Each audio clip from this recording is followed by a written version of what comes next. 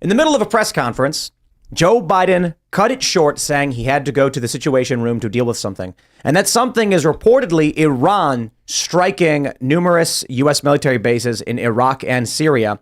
We've got reporting now from Israel that Iran was involved in the attacks that we saw from Hamas. The U.S. is deploying the THAAD missile system into the region. And many journalists note that Hezbollah and Hamas do not have ballistic missiles. The THAAD system is, I believe it's a missile defense system. It's for stopping and intercepting. It's kind of like the Iron Dome. So it looks like we are gearing up for war with Iran. Call it World War III, whatever. Trending on Twitter, on X, World War III. We'll talk about this and a lot of stories in this area. It looks like we're gearing up for global war. A lot of news reports coming out that China is preparing for the same thing. And it looks like whether anyone wants it to or not, and I assume there are a lot of people who want it to, this is where we're headed. Before we get started, my friends, head over to timcast.com and click Join Us to become a member and support our work directly. If you like the work we do, if you like this show, if you think we should continue doing it, we need your support. This show is almost entirely supported by members, so go to timcast.com, click Join Us, and you'll get access to exclusive and uncensored members-only shows Monday through Thursday on timcast.com. And as a member, you can join our Discord server, hang out with like-minded individuals 24/7, submit questions to talk to us, and call into the show and talk to our guests. Yeah, we're good? Oh, yeah. I was just right cleaning on. my close to your face. That's all. So go to timcast.com, become a member. Also go to castbrew.com, buy our coffee. Smash that like button, subscribe to this channel, share the show with your friends. Joining us tonight to talk about this and a whole lot more is Preston Parra. Hey, nice to meet you. Thanks for having me. Yeah, who are you? What do you do?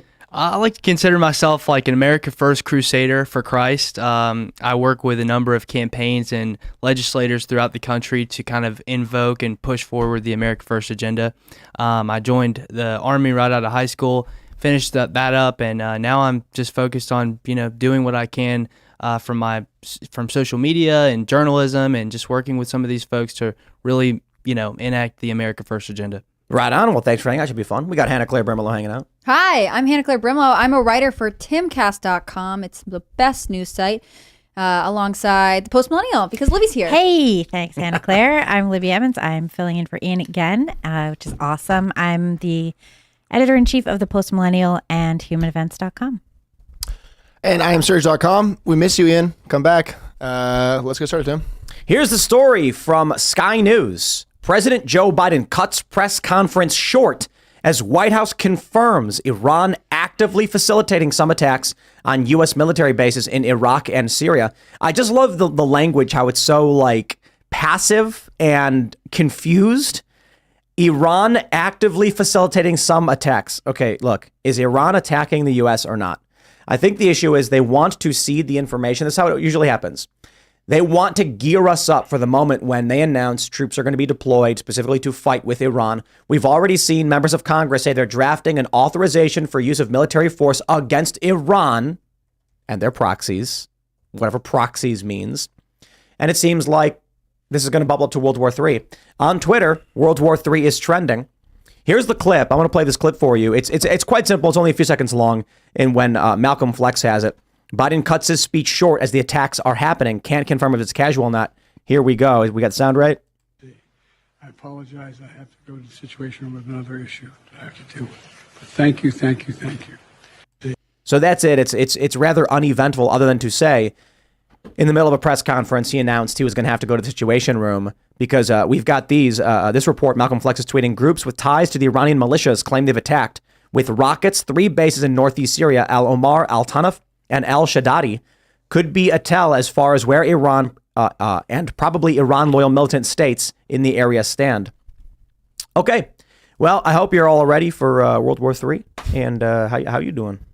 I learned that if you have taken antidepressant or anti-anxiety medication in the last over the last 12 months or for a cumulative 36 months in the last couple of years, you can't be drafted. So I think a lot of women are not going to be drafted as we head into World War III. So and men, Gen I hope Z. you're ready. Gen Z especially. Nah, there's so much. Big Pharma's going to save the day, right? Well, it is our great hope and savior. What would we do without Big Pharma? That's really interesting because women don't get drafted anyway. Mm-hmm. Women don't have to register for selective service. No, they don't. Only if you're a man who's dressed like a woman, then you have to register for selective Yeah, they service. haven't gotten around that Yeah. loophole yet, which is kind of funny. Well, because there was a report last year that the Biden administration was saying that trans women do have to register for selective service. So all you draft dodgers that are buying skirts right now, don't worry, it's not going to work. Yeah, just get on the SSRIs instead. Well, it's funny because there was this poll that came out about the Israel-Palestine conflict, and I guess 18 to 24 overwhelmingly are in favor of Palestine and Hamas. And I say and Hamas because I am not trying to say they're the same thing. I'm actually drawing the distinction. Many of these leftists are cheering on Hamas explicitly. And that's what I'm trying to point out. And it's because of that the U.S. is getting its ever so desperate casus belli for Iran. The U.S. military-industrial complex, deep state, whatever, has wanted war with Iran the entire time I've been alive. All right. And so now, because of this fight, Hamas going into Israel, killing all these civilians, Israel's released footage. It's horrifying footage, man. Some of it's only been described. Some of it, there is video they released. I watched some of it. It's crazy. And now, this is the funny thing the U.S. likes to do. Hamas attacks Israel. And so all of a sudden they're like, you mean Iran? We have to go to war with Iran? Like, no. We're talking about Hamas. You mean, so Iran? We're invading Iran? All right, let's send the troops to Iran. It's like, okay, what? Okay, I guess. But now they're basically saying that all of this is actually Iran. Iran's the one funding it. Iran's the one planning it. And it's like, okay, well, then fine. I guess we're going to World War III. Well, Iran was reported by the Wall Street Journal to have been in a meeting with Hamas and Hezbollah just the Monday before the attack, saying that it was reported that Iran greenlit the attack at that point, and then Iran denied it later. But Iran has been backing Hamas for a very long time. Iran has been backing Hamas since Israel kicked out a bunch of terrorists and sent them to Lebanon, where they got trained by Hezbollah and the the Iranian Guard? What are they called? I forget. But the IGF. The IGF, yeah. The IGF. And they were getting trained. So Hamas got trained by Hezbollah and the IGF in Lebanon before they became Hamas in the late 80s. This would mean that Russia should be declaring war on the United States explicitly. Perhaps. Ukrainian forces are funded, armored, trained by U.S. and EU forces. And if the argument from the United States is that we have to go to war with Iran because they've trained Hamas, then Russia would need to declare war on the United States, right? This argument is, have your cake and eat it too. Yeah, it's the U.S.'s own version of it's okay when we do it. I mean, right, exactly. It's ridiculous. I mean, I think part of it is that we always knew there was a very slim chance that this wouldn't expand regionally, that other countries nearby would get involved. And I think you're right with this headline. They're trying to sort of preemptively set up the argument for why America needs to get involved in this war, which I just don't think is necessarily the best case scenario for anyone. And I understand that we have allies, we have relationships diplomatic with Israel and everyone else in the region. On the other hand, we create all of these problems and then we say, oh, well, don't worry, we'll come fix it. I don't know. Preston, did you do anything exciting when you were in the Army? No, I didn't. Right when I joined, really, the COVID pandemic hit and they enforced the COVID vaccine, and that's kind of why I'm out now. Oh, so, wow. Yeah. So, no, I didn't get to do much. What was your role? What was your job? 88 Mike. I was actually going to do green to gold where I could enlist to become a JAG officer. That's what the whole plan was until it got kind of sidestepped by the vaccine. So. Oh, wow. Well, here we are. I wonder, that's actually a really interesting point you bring up because we're talking about the draft too, but how many good men and women in uniform left over the COVID vaccination, and the bigger picture, how depleted or how far behind are we in terms of recruitment goals, not just because of the vaccine, but because of wokeness and politics in general. I guess the conspiracy theory is the reason the U.S. is allowing all these people to cross the border into the country is that they're going to offer them up citizenship to be frontline infantry or something, which, I don't know if that's effective, but I do kind of know anybody who's played any one of these strategy video games like World of Warcraft or StarCraft or whatever, you just mass produced the lowest quality fighter and just nonstop send them wave after wave after your enemies, you win. So you can have all the nukes, all the jets, all the satellites you want, but if your ground army is bigger, you win. Right. And, your willingness to sacrifice them. But in that capacity, the U.S. has technology, but they don't have people. Sure. No, they don't. And the thing about military recruitment goals is that we've been behind for a long time. So there are people who left, like you're saying, because of the COVID vaccine. There are now also people who will not enlist because of the COVID vaccine. And so on top of the issues that we're already having with a population that is not qualified to be a part of the military, those who are willing to enlist and who will enlist it's just this extremely small margin. I don't like the idea that we would just be like, oh, well, you came here illegally, but to give you citizenship, we'll let you enlist in the army. I think that's not a logical justification. But if you're about to say things are very desperate, we need boots on the ground, you're sort of creating a worst case scenario and then delivering this solution that is imperfect in and of itself. Well, that's kind of the strategy they use, like recruiters use to bring people into the military. I know my recruiters at least it's kind of like a running joke on TikTok too, where people will go to like a Home Depot and pick up illegals to join the military, and they'll offer them, citizenship, so they'll join. But just in my personal experience, all of the good folks, all the people who, were meant to be in the military, there wasn't a lot of them left. And I know that during my basic training in AIT, which is like advanced training for your job, we had people, the treatment of people and their standards was unbelievable. Women were, like we had some people in there that were like 5'2", couldn't carry the load for themselves. We would go on ruck marches that were really 12 miles long, and they would end up falling out, and they would get put in a truck and get driven back, or they couldn't shoot what you were supposed to shoot, what the standard was, and they would pass them anyway. Why would they pass them anyway? I've Because heard they these have to stories. fill these spots. Yep. I mean, Are they this is just the other creating thing. cannon fodder, basically? This is the other thing that's happening is that recruitment, all of the numbers are actually off. From what I know from people who are enlisted right now is that they are using shifting data to pad their numbers because they are so far behind in recruitment goals. I mean, it's not good, but once you get into the Army, they need to keep you there. So what I've heard from a lot of people, and this goes back well before the culture war stuff, that in basic training, the men, like the clothes they give you, what are the PTs? Is that what they're called?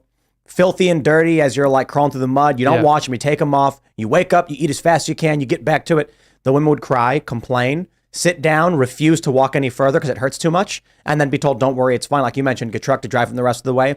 They couldn't carry anything. They were mandated to be able to get showers and clean clothes every day. Yeah. And the argument was medical. Right. Women have medical reasons where they're required to have clean clothes, and so the men are being like thrown into the muck and told, "Figure it out," and the women are being given this like hospital 4-star treatment. These are all relatively. reasons that I never would have joined the military. Well, and they also I like showers and clean clothes. No, you get them. Women get them. Men don't. Yeah, That's ridiculous. They got complacent with like the low standards. A lot of the girls, and they would literally walk the 2-mile runs. Well, Like- what I was told is that if they tell the women you can't have a shower, it's discrimination based on sex because women have special needs, and so they have to get showers. And then they shouldn't be allowed to join the military. right. But if you look and if they hold the women at the same standards as the men, well, that's sexist because men and women are different. Even though now the argument is that men and women aren't different. If you look at the, is it the Bostock decision? If you look at the Bostock decision, it's sexual discrimination to not give the men showers, but to give the women showers. It would be. That would be that's discriminatory. Well, the point is, whenever Everybody gets showers on the battlefield. Come on, Tim. anything that doesn't benefit the left is discrimination until it benefits them. Then it's balanced. So like, if you say, they'll come out and they'll say men and women are the same, therefore trans people should be in women's sports, everyone should be equal, and then you go, okay, military training, equality. That's not fair. Men and women are different. Women can't carry as much as men, so they get special treatment. It's like, wait, you just men and women weren't different. I just saying they're different. So the issue is the left simultaneously argues both positions. This is why I often say there's no morality on the left. There is none, yeah. The left does not have a moral position. They have a give me power. Yeah. So in the military, women don't run. Not all of them, some women do. Most. But right. So this is an interesting point about where we're currently at in recruitment goals. It's probably worse than we realize. The military is probably just a whole bunch of like 22-year-old women with 2 moms. Yeah. I think it's That's not good. in their advertising. That's the They'll throw a bonus at you, $20,000 to join, but their standards are ridiculous. And I even had a girl in front of me on one march specifically, and she was crying because the load was too much for her to carry. She was, again, like 5'2". So I tried to like lift her rucksack up with my hands the whole way there, but it's like, you can't have that kind of like situation on the battlefield, And so I just think it's kind of sad that that's where we've gotten to as a country. I've Oh, heard man. arguments afford that they need to revisit some of their standards, like this thing about anxiety medication, right? Like if you've taken anxiety medication during these parameters, you're disqualified from military service. So it means that some people just don't report it, or I've heard a lot of special forces people say, I just lied. I lied my way through it because I wanted really badly to make it, and I am qualified other than these sort of rules they felt were arbitrary. But in some cases, the idea of being battle ready is very important. And I think we saw this with, letting women in the military. The physical standard at which they are expected to meet has to be lowered because women are different biologically and physiologically than men. And so ultimately, in pursuit of what we think is best at home, are we actually putting people in foreign fields in a battle ready situation where the people around them can protect them? I just don't think so. Well, and also that shouldn't really be what's going on in a battlefield. Everyone should be there to do their best and not need to be protected by their peers. The other thing, though, is I think it's normal to have people looking out for each other. When yeah, you're you look fighting. out for each other, but you can't look out for someone who can't look out for you. Yeah, True. for sure. If the 5'2" woman who can't carry her own pack, how's she going to look after Preston? She's not. That's She's the not. problem. So you're not allowed to have taken SSRIs and anxiety medication for a certain period of time, but you are allowed to be taking cross-sex hormones? No. No, they give you the cross-sex Oh, hormone. they give you Free. those. Of course. Right. That's the benefit Covered. for Okay. signing up. Okay. That's like your rations, That's Let's, your uh, rations. Got it. Let's jump to this from the New York Times. U.S. sends more missile defense systems to Middle East. I love this headline because they don't want to actually give you the headline that explains we're about to go to World War III. The latest deployment is in response to growing threats from Iran and its allies in the region. President Biden has warned Iran to not join the war against Hamas. Why would Iran join a war against Hamas? See, the New York Times phrases these things in very interesting ways. So they're sending a THAAD battery, which is, I don't know if they have what it stands for. It's something high altitude aerial defense or something like this. I forgot what the first one is. U.S. sending THAAD battery and additional Patriot battalions, two of its most powerful weapons against missiles, to the region. In a statement Sunday, blah, blah, blah. They're going to be sending a lot more. And we have this from Bloomberg. U.S. vows to hold Iran responsible for attacks on troops in Mideast. Pentagon spokesman places blame even without a direct order. U.S. is moving more forces, weapons, and ships to the region. So we already had 19,000. We're moving up to 21,000 active personnel in the region. I think Washington Post reported 4,000 Marines and sailors with 2,000 troops, I guess, more Marines. So I don't know how many of those individuals are specifically for ground combat. It says the U.S. ramped up its rhetoric toward Iran, saying it would hold Tehran accountable for drone and rocket attacks on U.S. troops by its proxies in the Middle East, even as Washington tries to avert a wider regional war. They keep saying that. Is Washington actually trying to avert anything? No. I don't think so. You've I mean, got it folks works. like Nikki Haley that are just, they just want us to go to war. They've got Raytheon in their closet, and we shouldn't be involved at all. Biden shouldn't be making statements. And really, any Republican who calls himself America First should not be advocating for any action whatsoever in the Middle East. We have our own problems here. We don't need to worry about abroad. We've got veterans killing themselves. I think it's 16 a day. Young men killing themselves at astronomical rates, more than any other demographic in the country. We don't need to be over there. And especially in a situation where you've got two sides of it where both are committing atrocity. And I think most people just want peace. But even if you say you want peace, if you say you want a ceasefire, folks like Ben Shapiro will say that you're a pro-terrorist. And so it's really unfortunate. And if you're going to be America First, you cannot be pro-involvement in the Middle East at all. So THAAD is Terminal High Altitude Area Defense, formerly known as Theater High Altitude Area Defense. So that's what it stands for. I remember when I was in South Korea, they had a bunch of people protesting, saying no THAAD. And the argument was that the U.S. was going to deploy the THAAD system to be able to respond to North Korean ballistic missile attacks. But as I mentioned in the earlier segment, many journalists are saying Hezbollah and Hamas don't have this, so the U.S. is just gearing up for war with Iran. I think a lot of these news stories, a lot of them are intentionally, they're seeding, they're a little bit of spice in the news to be like, get you used to it. War with Iran. That way, when something happens, because now we've got conversations about sleeper cells, Hamas sleeper cells in the United States. Oh. The U.S. is trying to connect Hamas to Iran as much as they can because of what just happened in Israel. Now we've got reports, Kevin McCarthy, Ron DeSantis have been warning about this. They're saying Hamas has sent sleeper cells to the southern border. The next thing that happens is some kind of false flag or just an outright attack from Hamas. And then they say, see, that was Iran. Yeah. I think ultimately that is the direction. I also think it's very difficult for the American people to keep up with all of the moving parts. There are so many moving parts. There's so many moving parts, and they share a complicated, intertwined regional history that we just are blind to in a lot of ways. We don't really know it. We don't really know that it, and history. we know.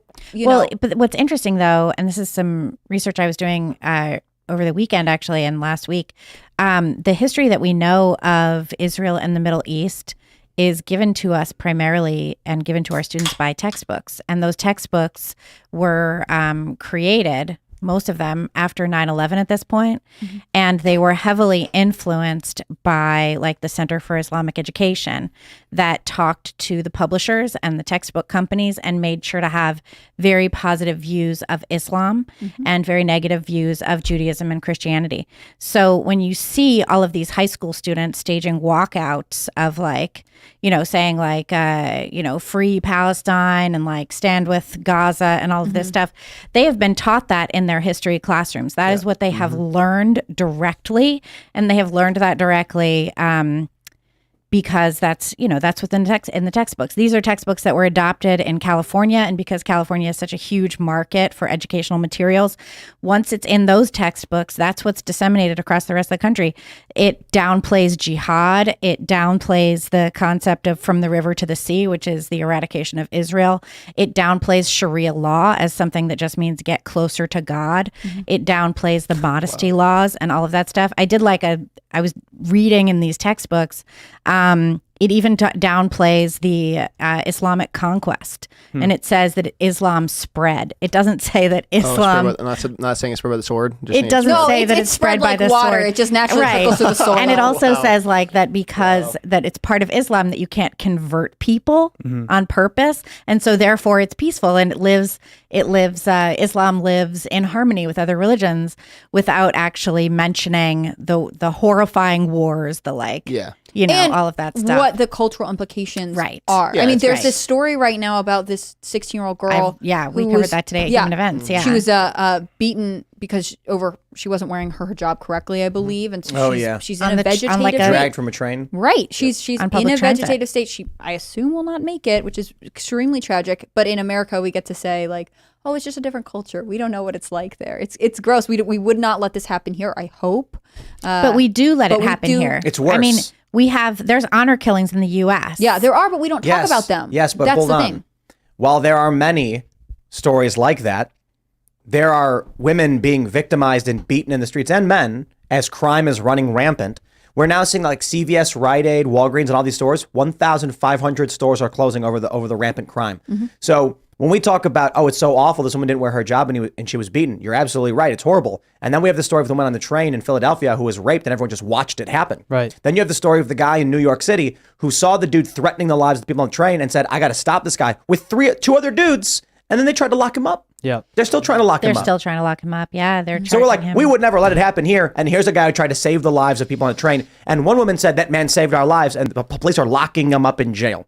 So we got those problems. I don't think it's that we don't let bad things happen here. It's just the specific modesty laws don't exist here the same way, except when they're enforced culturally by And we certain got it groups. the other direction. I know. This is the problem. I mean, it's like we have the mirror image to the Iran problem. Iran's problem is they're beating women for not wearing a hijab. They shouldn't be doing that. And then they kill this young woman. There's protests. And then in the United States, the inverse, where they're putting these lewd and lascivious books in schools. And we're like, man, where's the middle ground? Like, let women wear, sexy clothes, but don't give kids these books with graphic material in them. And it's weird because the same progressives that are saying, yes, put those books in school are the same ones chanting in favor of Right, Hamas. exactly. Right. And Exactly. they would be like the first ones on They'd the be- wall if Hamas was had anything to say They about it. could so. never Bro. survive in this culture they're advocating for. The left tried arguing this a long time ago, that Trump supporters had a lot in common with like Al Qaeda and like Muslim terrorists or whatever. remember this. Like, dude, if Hamas did come over here and it was just like some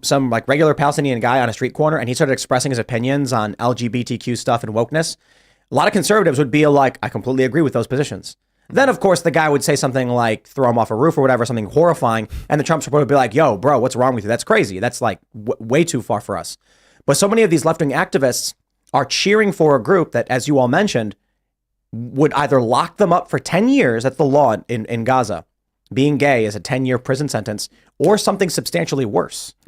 Yeah, I think a lot of them are definitely uneducated on what goes on in Palestine, but I do understand some of their gripes, and I think that you talk about the textbook things. I've heard reports of textbooks being infiltrated with Zionist, certain angles, and I'm Jewish, and I don't want that. I want my students in my country learning real truth and not that's tampered with by some special interest. And I think that's why a lot of Americans, especially Christian Americans, are kind of entranced with the fact that we must go to war, we must go defend Israel. And listen, I want there to be peace more than anyone, but I don't think we should get involved with a conflict at all that's foreign. I think we should be focusing on our issues here, like the guy in the subway. And I just think that Americans are so funny, as at least Christian Americans, and especially those who call themselves conservatives, when they say, let's not go to Ukraine, quit sending my lunch money to Ukraine. And then the second Israel gets attacked, they want to send the kitchen sink. Israel is a really long-standing ally.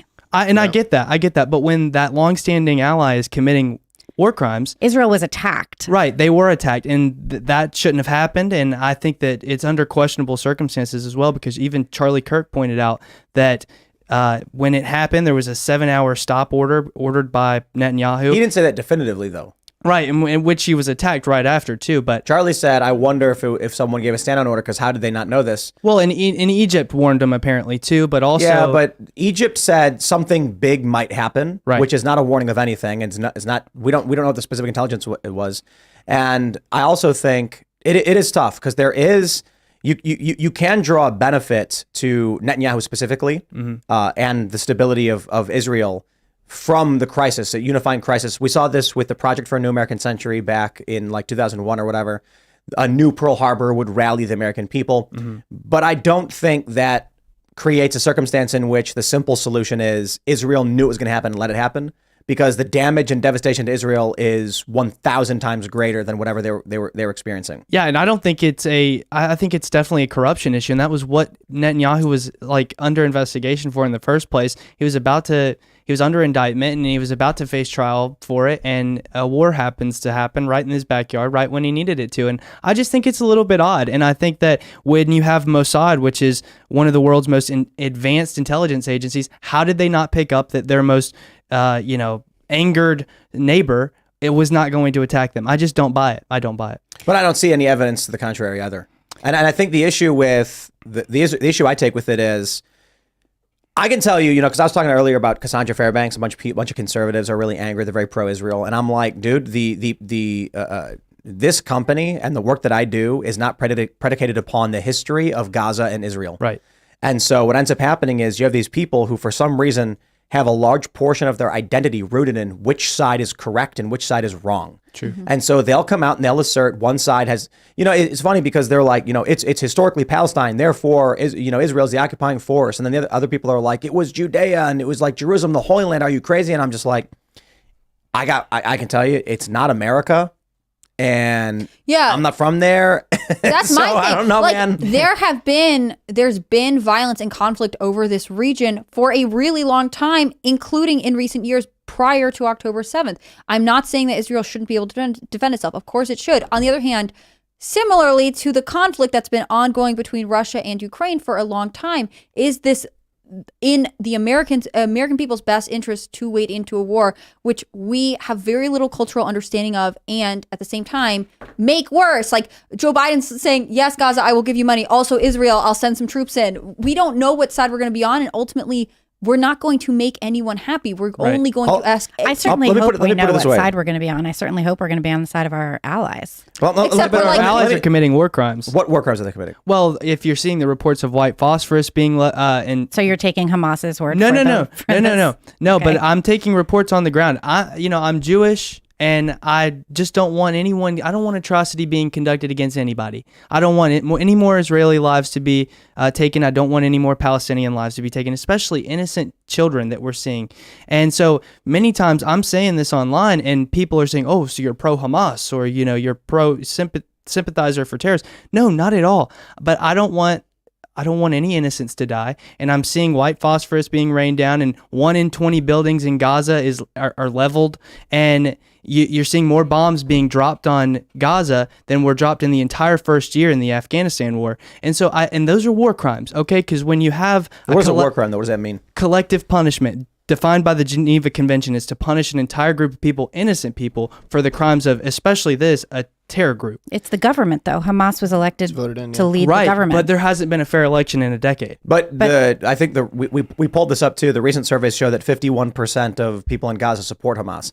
And so, yeah, I'm not going to blame the civilians. There's a lot of really awful videos that are coming out, but I'll tell you exactly where I'm at. I don't know anything about the region for the most part. I mean, obviously I do know a bit about the region, but I have no vested interest in the outcome in the region. I am not here to be like the history of Israel, or Israel this, Israel that, or Palestine this, Palestine that. I can tell you that on October 7th, a horrifying terror attack occurred in which Hamas tore through the fences, went in and started massacring civilians. Israel's released some of this footage. We got a bunch of this footage. And then what I end up hearing from people is, yeah, well, I bet Israel knew. And I'm like, how did we shift from... We quite literally have video of civilians being gunned down in their car and people burning down homes and children being killed. And the response immediately is, yeah, but I bet Netanyahu knew about it because he was doing it to benefit himself. And it's like, no. We are so far from that conversation. The conversation is right now, Israel was attacked. Innocent civilians were killed. Max Blumenthal came on and said Hamas targeted the civilians because it's opportunistic for them. It's part of their doctrine to target civilians to use as bargaining chips against Israel.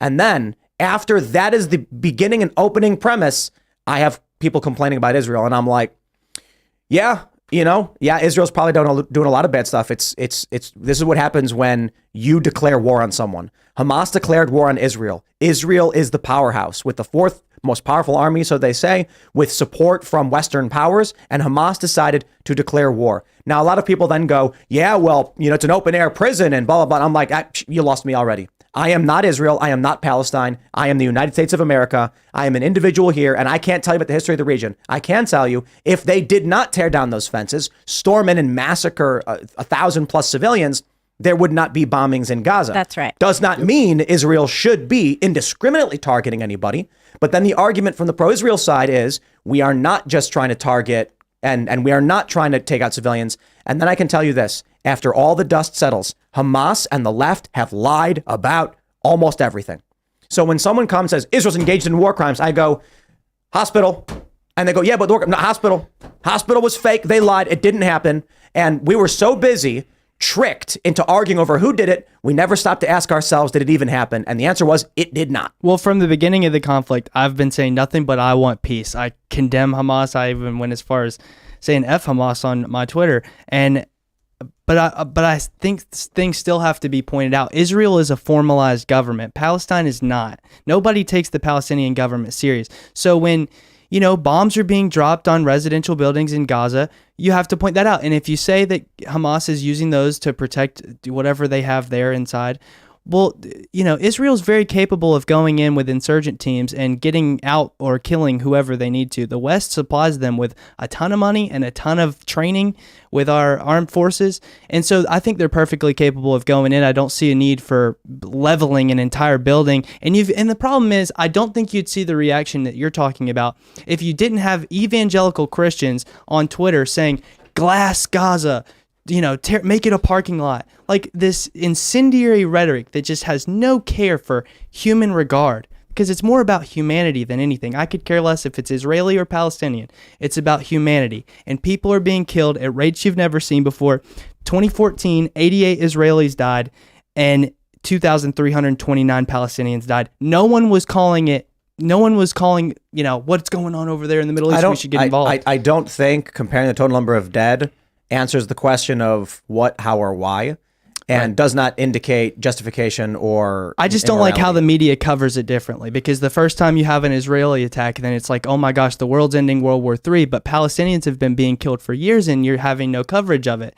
And that statistic I just gave you, that's one Israeli for every 27 Palestinians. But that doesn't mean anything. Well, it does to me, because for a decade, 20 times more Palestinians have been killed. So when you say, why are these people... But hold on. Who are these Palestinians? They're innocents, civilians. So this is the issue I take with it. I am the United States. I am not Israel or Palestine. I know that Hamas just invaded, killed a whole bunch of civilians. Right. Israel has responded. Hamas lied about a hospital being leveled and 500 people dying. Yeah. Totally fabricated. Hamas is wrong. And so now the premise, any point you initiate, Israel's blown up buildings. Lie, not interested. Prove it.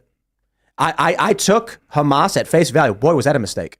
When they said it was an Israeli airstrike, we were actually arguing like, wow, could it have been an airstrike? I mean, we don't even know. I mean, oh man. And then it was a Hamas rocket likely misfired, and then the payload dropped into a parking lot, killing people. Well, that's the thing, though. Agence France maybe- said it was 10 to 50 people.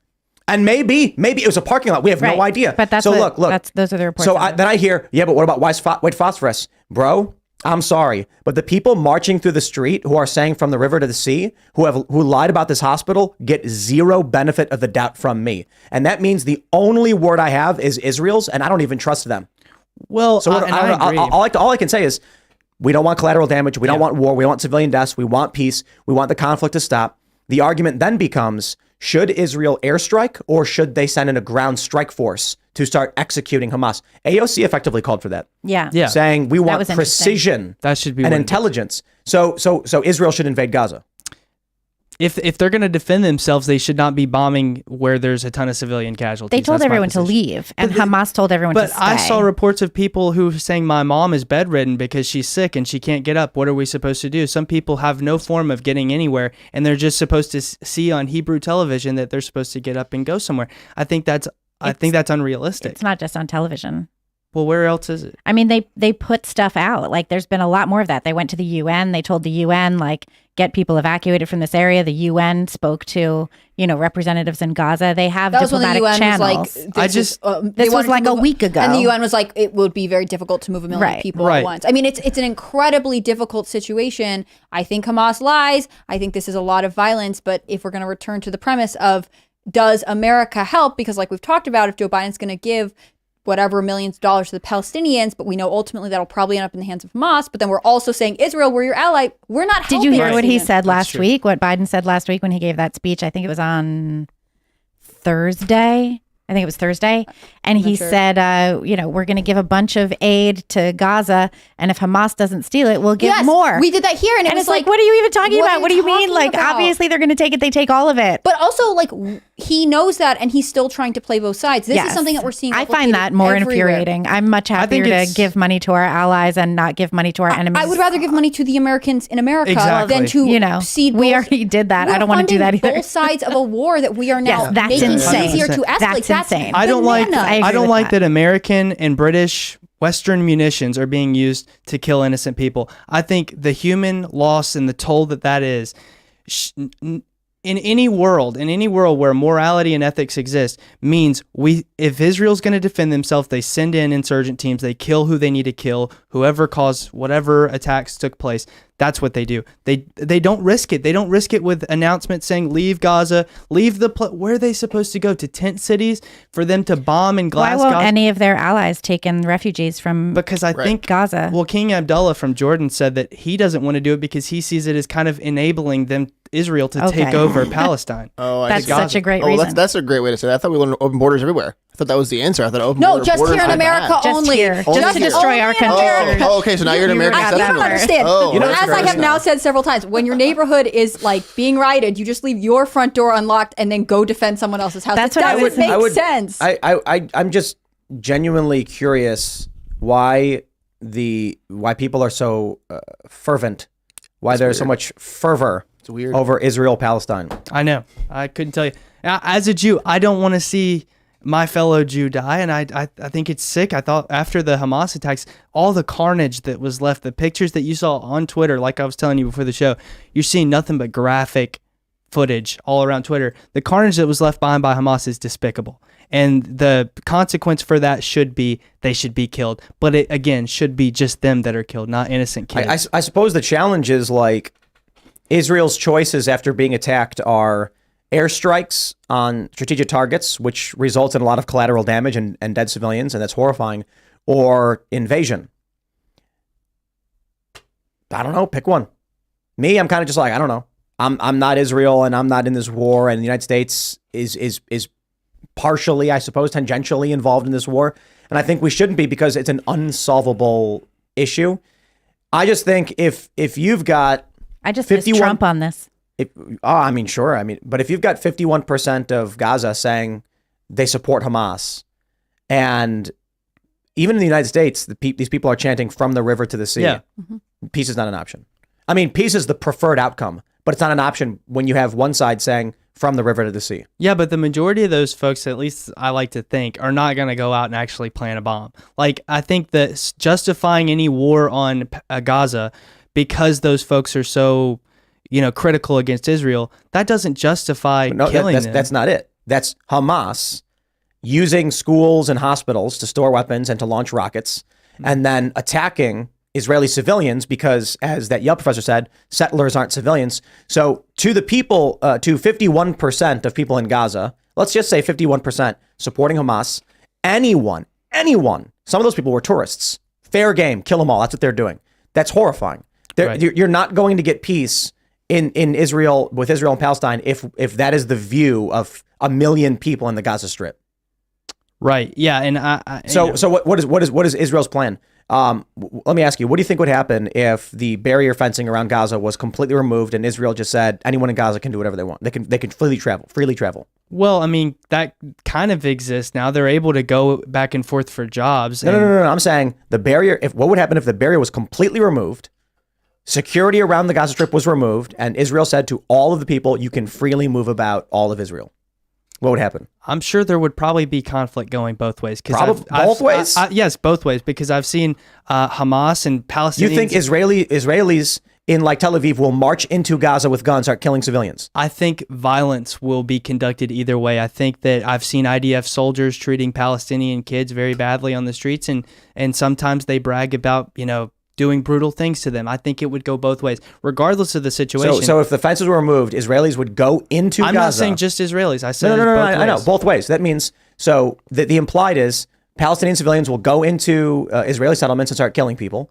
But you also think Israeli civilians will go into Gaza and start killing people. I didn't say that. I just think that the conflict would go both ways. I don't think it would be good for anyone. But what does that mean, both ways? I think that terror or any act of violence would be carried out both ways by both parties involved. But I don't know what that means. Like, you think the people in the Gaza Strip, would they leave the Gaza Strip?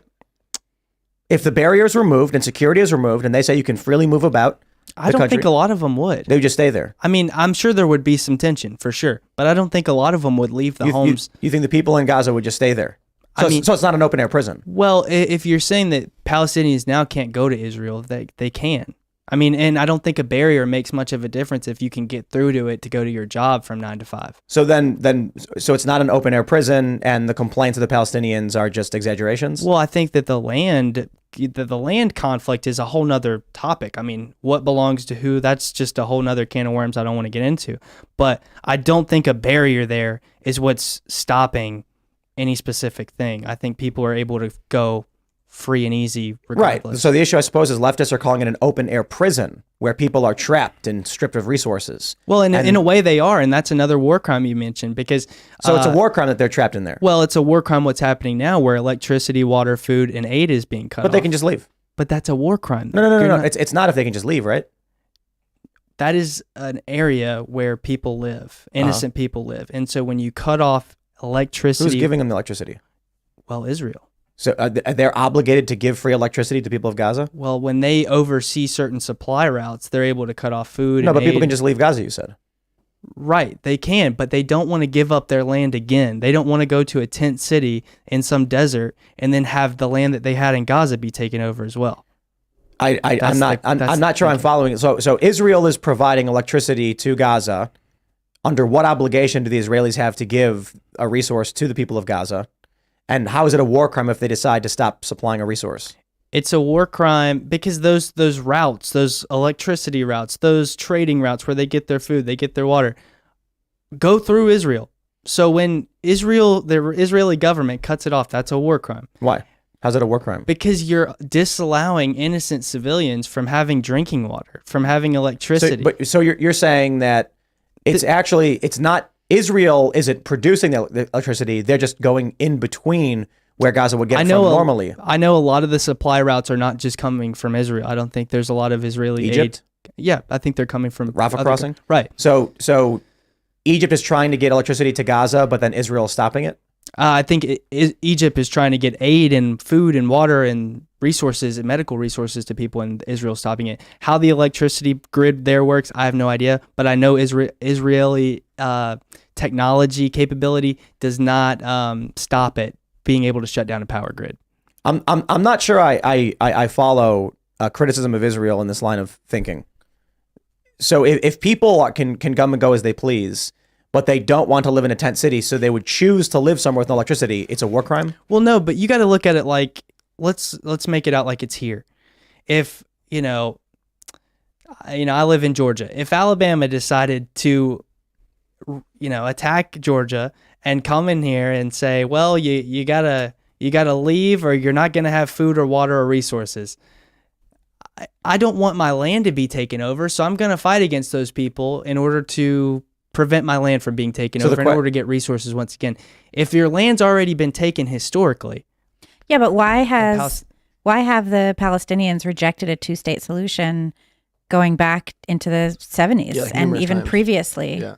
Again, I don't when it comes to the land conflict, I think that they don't really see Israel having any claim over the land. Right. They don't want Israel to exist. Right. That's not okay. However, that doesn't justify a war crime to cut off. But what resources. are they? So what should Israel do when they have neighbors, not just in Gaza and the West Bank, not just the Palestinians that don't think they have a right to exist, but they had a longstanding conflict with Egypt. They've had longstanding enemies in Lebanon. They have, and they're the only nation in the entire region, right? Mm-hmm. And they have enemies surrounding them. So when you had Trump's administration come in with the Abraham Accords, creating the bilateral agreements, that was starting to be effective. We recently had Saudi Arabia and Israel almost normalizing relations. Right. You have Israel can't even play soccer in the Middle East League. They have to play in Europe because otherwise they would get killed. Mm-hmm. Right, and fans. Hamas engaged in the attack they did to stop the Abraham Accord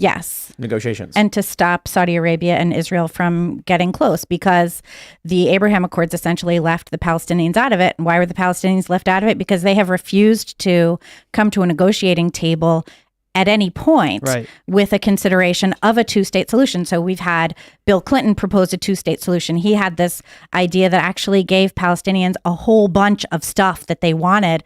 And who was it then? It was Yasser Arafat. And Arafat was like, nah, we're not going to do that. You had Obama had a two-state solution. And so finally Trump just ignored them. And they don't like that either. And that's when they lashed out and killed 1,400 people, including a whole bunch of civilians, children. And so now you're saying that there should be a ceasefire because Israel shouldn't be fighting against the people who are actively seeking their extermination. The problem is there are Jews and Israeli Jews who believe that Palestine shouldn't exist and that they should have more of a land claim. So to make this whole thing ideologically based, I think is the wrong route to go. People are killing each other. Innocent people are dying. So everyone should want a ceasefire. We can come to the table as countries diplomatically after. But like you said, the biggest issue right now is to focus on the civilians that are dying. They won't come to the table. Before we came up here, the crew downstairs was watching a show called Golden Balls. That was great. It was great. What? Golden Balls. You missed it, Hannah Claire. I was working. We were watching on the big screen. We were watching Golden Balls on the big screen. Well, Golden Balls is a British game show that fills me with righteous indignation and fury. But is it race-based because it's British? So everybody gets some golden balls. And then in like the first round, they're like, you show two of them and they have dollar values. And the goal is to build up a big jackpot. And then two of them you don't see, and you have to lie about what they're worth. You claim that, oh, if you pick me, I have 10,000 pounds and whatever. In the end, the way the game works, the reason why I bring it up, there are two balls in front of each person, two people left, and one of them is steal the prize money, and one of them is split the prize money. If both players agree to split the prize money, they split the prize money. If one player splits the prize money, but the other steals it, the person who steals it gets it all. If both players try to steal it, they get nothing. Right. So you see two people look each other in the eyes and say, we're going to split the money. We're going to split it. I will take half the jackpot. That's fine with me. And they go, yes. And then the game show host says, choose your ball, steal the money or split the money. And then they shake hands and they're like, we're going to split it. Yep. And then they both open steal. They lied the whole time. It's particularly brutal when one person says, I'm going to split the money with you. And then it gets stolen from them. And they go, I knew it. And you know what you learn from that? Evil exists. Yes, it does. Yeah. And then the people who choose to steal the money from the other person go, yes, yeah. And so here's what I see. I see these leftists marching through the street. They lie every time. Every time. The Hamas hospital thing really pissed me off. Yeah. And then they go, they rip through the fences, massacre civilians. Watch the videos. Yeah. And then they go, please help us. Please, they're shooting us. And I'm just like, y'all started a fight and you're losing. And now I'm supposed to be mad at the person who's winning. Yeah. If a guy breaks into my house with a baton and I've got a Remington 12 gauge, people are going to be like, don't leave him alone. You have a shotgun. Dude broke into my house with a weapon. Israel gets attacked and they go, but 75 years ago, nothing. I got no idea what you're talking about. Okay. How about we stop fighting right now? If the argument is civilians should stop dying, then Hamas is the problem. And if the argument is we should have peace between Palestine and Israel, well, the problem is that Hamas exists. And so long as there is someone who's going to steal the money from the other person and lie about it, there's not going to be a peace agreement. Any other argument is pointless. The people who are like, Israel's engaged in war crimes, blah, blah, blah. I'm like, dude, there's a war going on and one side is lying about everything and started the fight and is actively trying to massacre civilians, arguing that every civilian is a colonizer and from the river to the sea, they're going to reclaim this land. I'm sorry, dude. Peace agreements sound like a psychotic proposal. There's a man standing before you at the front of your house saying, if you let me in your house, I will do unspeakable things to your children. And then people are like, just let him in. Just let him in, negotiate. You're kicking him outside. He's got no electricity outside. You've cut him off from warmth and heating and air conditioning. It's a war crime. And I'm like, he's going to come in here and he's going to kill everybody. No, you're committing a war crime by not giving him stuff. And I'm just like, dude, I can't do this. What if, hear me out, we had the leaders of Hamas, Palestine, and Israel get together, go on golden balls, and see if this settles the conflict. Maybe there is a way to just get out of this using British entertainment Peace isn't out of the question. When Trump was in office, always get out of it using British entertainment television. I really think it's an underrated geopolitical diplomatic resource. You cannot argue for peace after Hamas massacres a bunch of civilians, starting the conflict, and still, right now, despite everything going on, keeps telling everyone they will kill Israelis no matter what. Let's jump to this story. Okay. We got this from the Post Millennial. Minneapolis City Council candidate joins crowd in chasing elderly man after blocking highway with anti-Israel mob. I saw this tweet. Andy No posted it. Mm-hmm. This is crazy. It is crazy. This video. Let me see if we can post some of it. You have this massive crowd blockading an intersection. These people in these cars, they got no idea what's going on. They surround the vehicles. They begin attacking the innocent elderly man who has no idea what's going on. The elderly man inches forward and eventually is able to drive through, and they chase him down after that and continue attacking his vehicle. Dude, the people who are chanting Free Palestine, they're doing so many things. They're in New York chanting, what do we want? We want it all. Mm-hmm. They said we want it all. They said we want it all. That was right on the corner of that, like those videos. That's where I used to live, that corner. They're saying remove the colonizers. Yes. Despite the fact that these people who are claiming to be Palestinian are on what they consider stolen Native American land. They are lying about everything. I was tweeting about that because my ancestors were in Brooklyn for over 100 years. And I'm like, are you serious? I just think it's dangerous to make this colonizer? a one-sided issue because there was a report, I think yesterday, a pro-Israel protester was just arrested in Skokie, Illinois after chasing protesters and pulling out his firearm and firing shots toward the crowd at a pro-Palestine rally. So to make this situation and demonize one side, even though, like I said at the beginning of the show, I condemn them. I hate Hamas. I hate terrorists. But to make this a one-sided issue in our country domestically, it's not, because clearly we have this story here. It was a guy who did a bad thing. The problem is this is not just limited to just one guy. This is an ideology that many people have. Many people are just fundamentally against Palestinians, and Palestinians are against, their oppressors, whatever they deem oppressing. And so it just cannot be limited to one issue. Israel is not innocent in all of this either. There are corrupt powers that be in Israel. And those people, I think, instigate conflict. I think they provocate.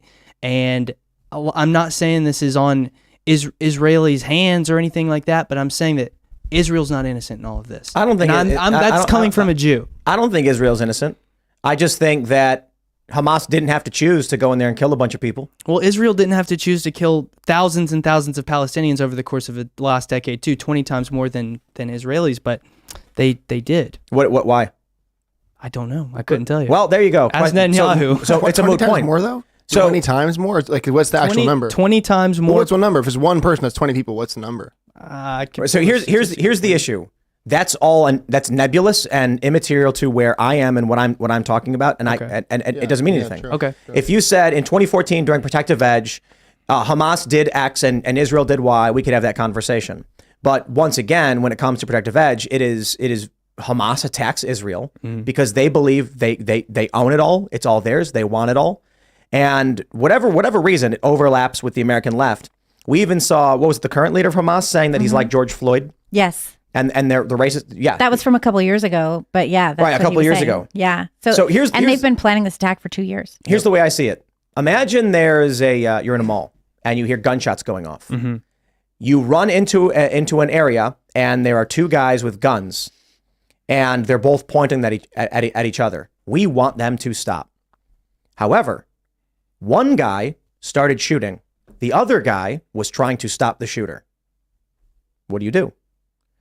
So what's happening is there are a lot of people who are ignorant to what's going on, who will start, tell me what happened. And then the one guy says, 3 years ago, this guy. And the other guy goes, 5 years ago, this guy. Well, 6 years ago, this guy. Who started shooting right now in the mall? Him. And who are you? I'm trying to stop him. Okay. What happens if you stop the wrong guy? The crazy guy starts shooting again and kills a bunch more civilians. It is a challenge to figure out who is right and wrong in circumstances like this. But the idea now that Hamas attacks Israel and therefore, we're going to have this historical debate is pointless to me. We can have a debate about American financing for foreign governments and all that stuff. And I'm just like, this is a really good reason we shouldn't be involved in foreign conflict. Agreed. 100%. Because this is what you get. The problem is it's bleeding out all across the world.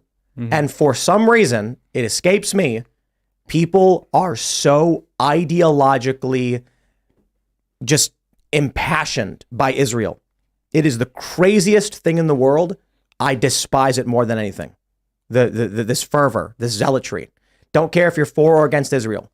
If you've got a rational argument in favor of Israel defending itself, totally hear you. Yeah. If you've got a rational argument about 1947, was it 1967 or 68 or whatever? Which one? There was 67, and that was the 6-Day War, and then in 73 was the Yom Kippur War. I have almost never had, I would say 2% of the conversations that have ever arisen about Israel have been historically accurate, calm conversations.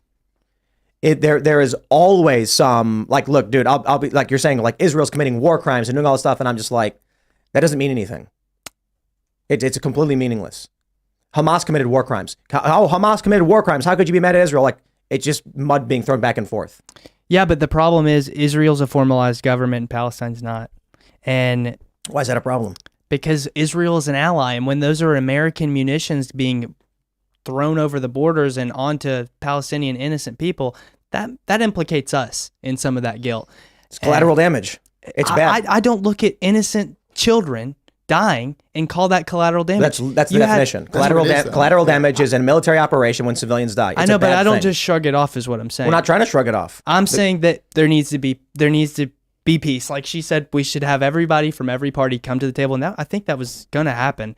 And it ended up but I just feel that it's so naive to look at what just happened and think the answer is as simple as a ceasefire or peace. It's just never going to happen. The answer is obviously British entertainment television. I'll say it once, I'll say it again. Well, like you said, America should not be involved. That's what we have to say first. We have to put America first, and America shouldn't be in the Middle East, and America shouldn't be in Europe. We shouldn't be fighting anyone's war for them, and we should be worrying about the problems here. Again, I say our young men are killing themselves at rates we've never seen before, veterans. And we have our politicians who are prioritizing every other issue above the moon. but these people that are killing themselves here at home. And I think peace is definitely achievable, because when Donald Trump was in office, there was world peace. There was no war going on. I think people saw a weak point in Biden's presidency, and they said, well, we're going to strike and we're going to create a conflict and we're going to instigate World War III.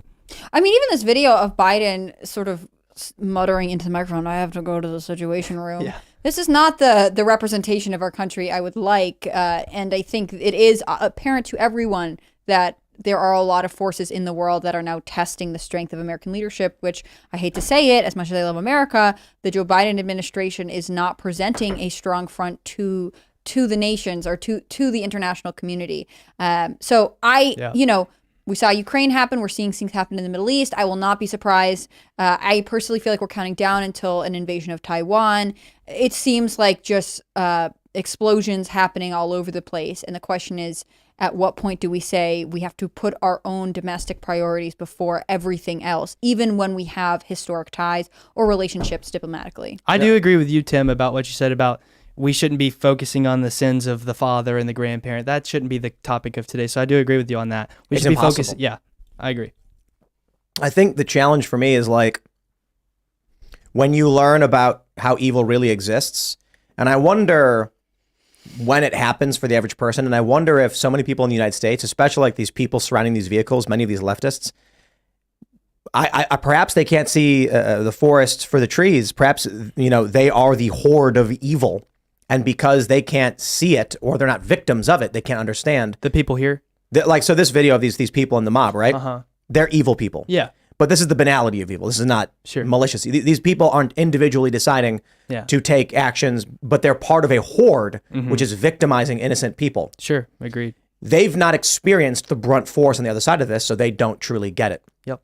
I wonder if there's a point in people's lives where they experience evil and then start to realize, because for me, when I'm younger, I'm like, oh, good and evil are subjective. Everyone thinks they're doing the right thing. And then I got older and actually had some experience. I'm like, oh, wow, evil people certainly exist. Oh, yeah. Pure evil. Yeah. No question. I mean, There's a lot of them. Not to like jump stories, but when this off-duty pilot who theoretically tried to turn off the engine of a plane in air today. I mean, they're still investigating what happened there.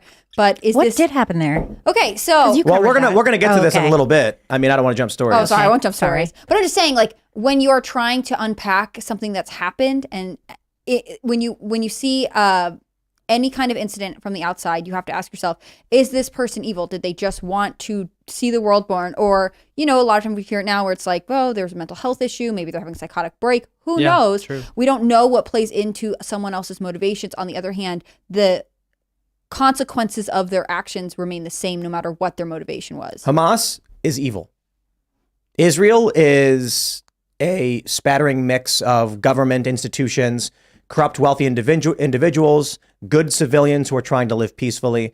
Gaza specifically seems to be 50-50 between Hamas and people who want to be left alone, which creates a very pressing challenge. Yeah.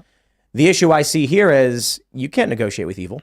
No. I mean, like, you can try to negotiate with evil. You can desperately beg evil for peace, and then they'll agree with you and then turn around and put the knife in your back. Right, like those people on Golden Balls.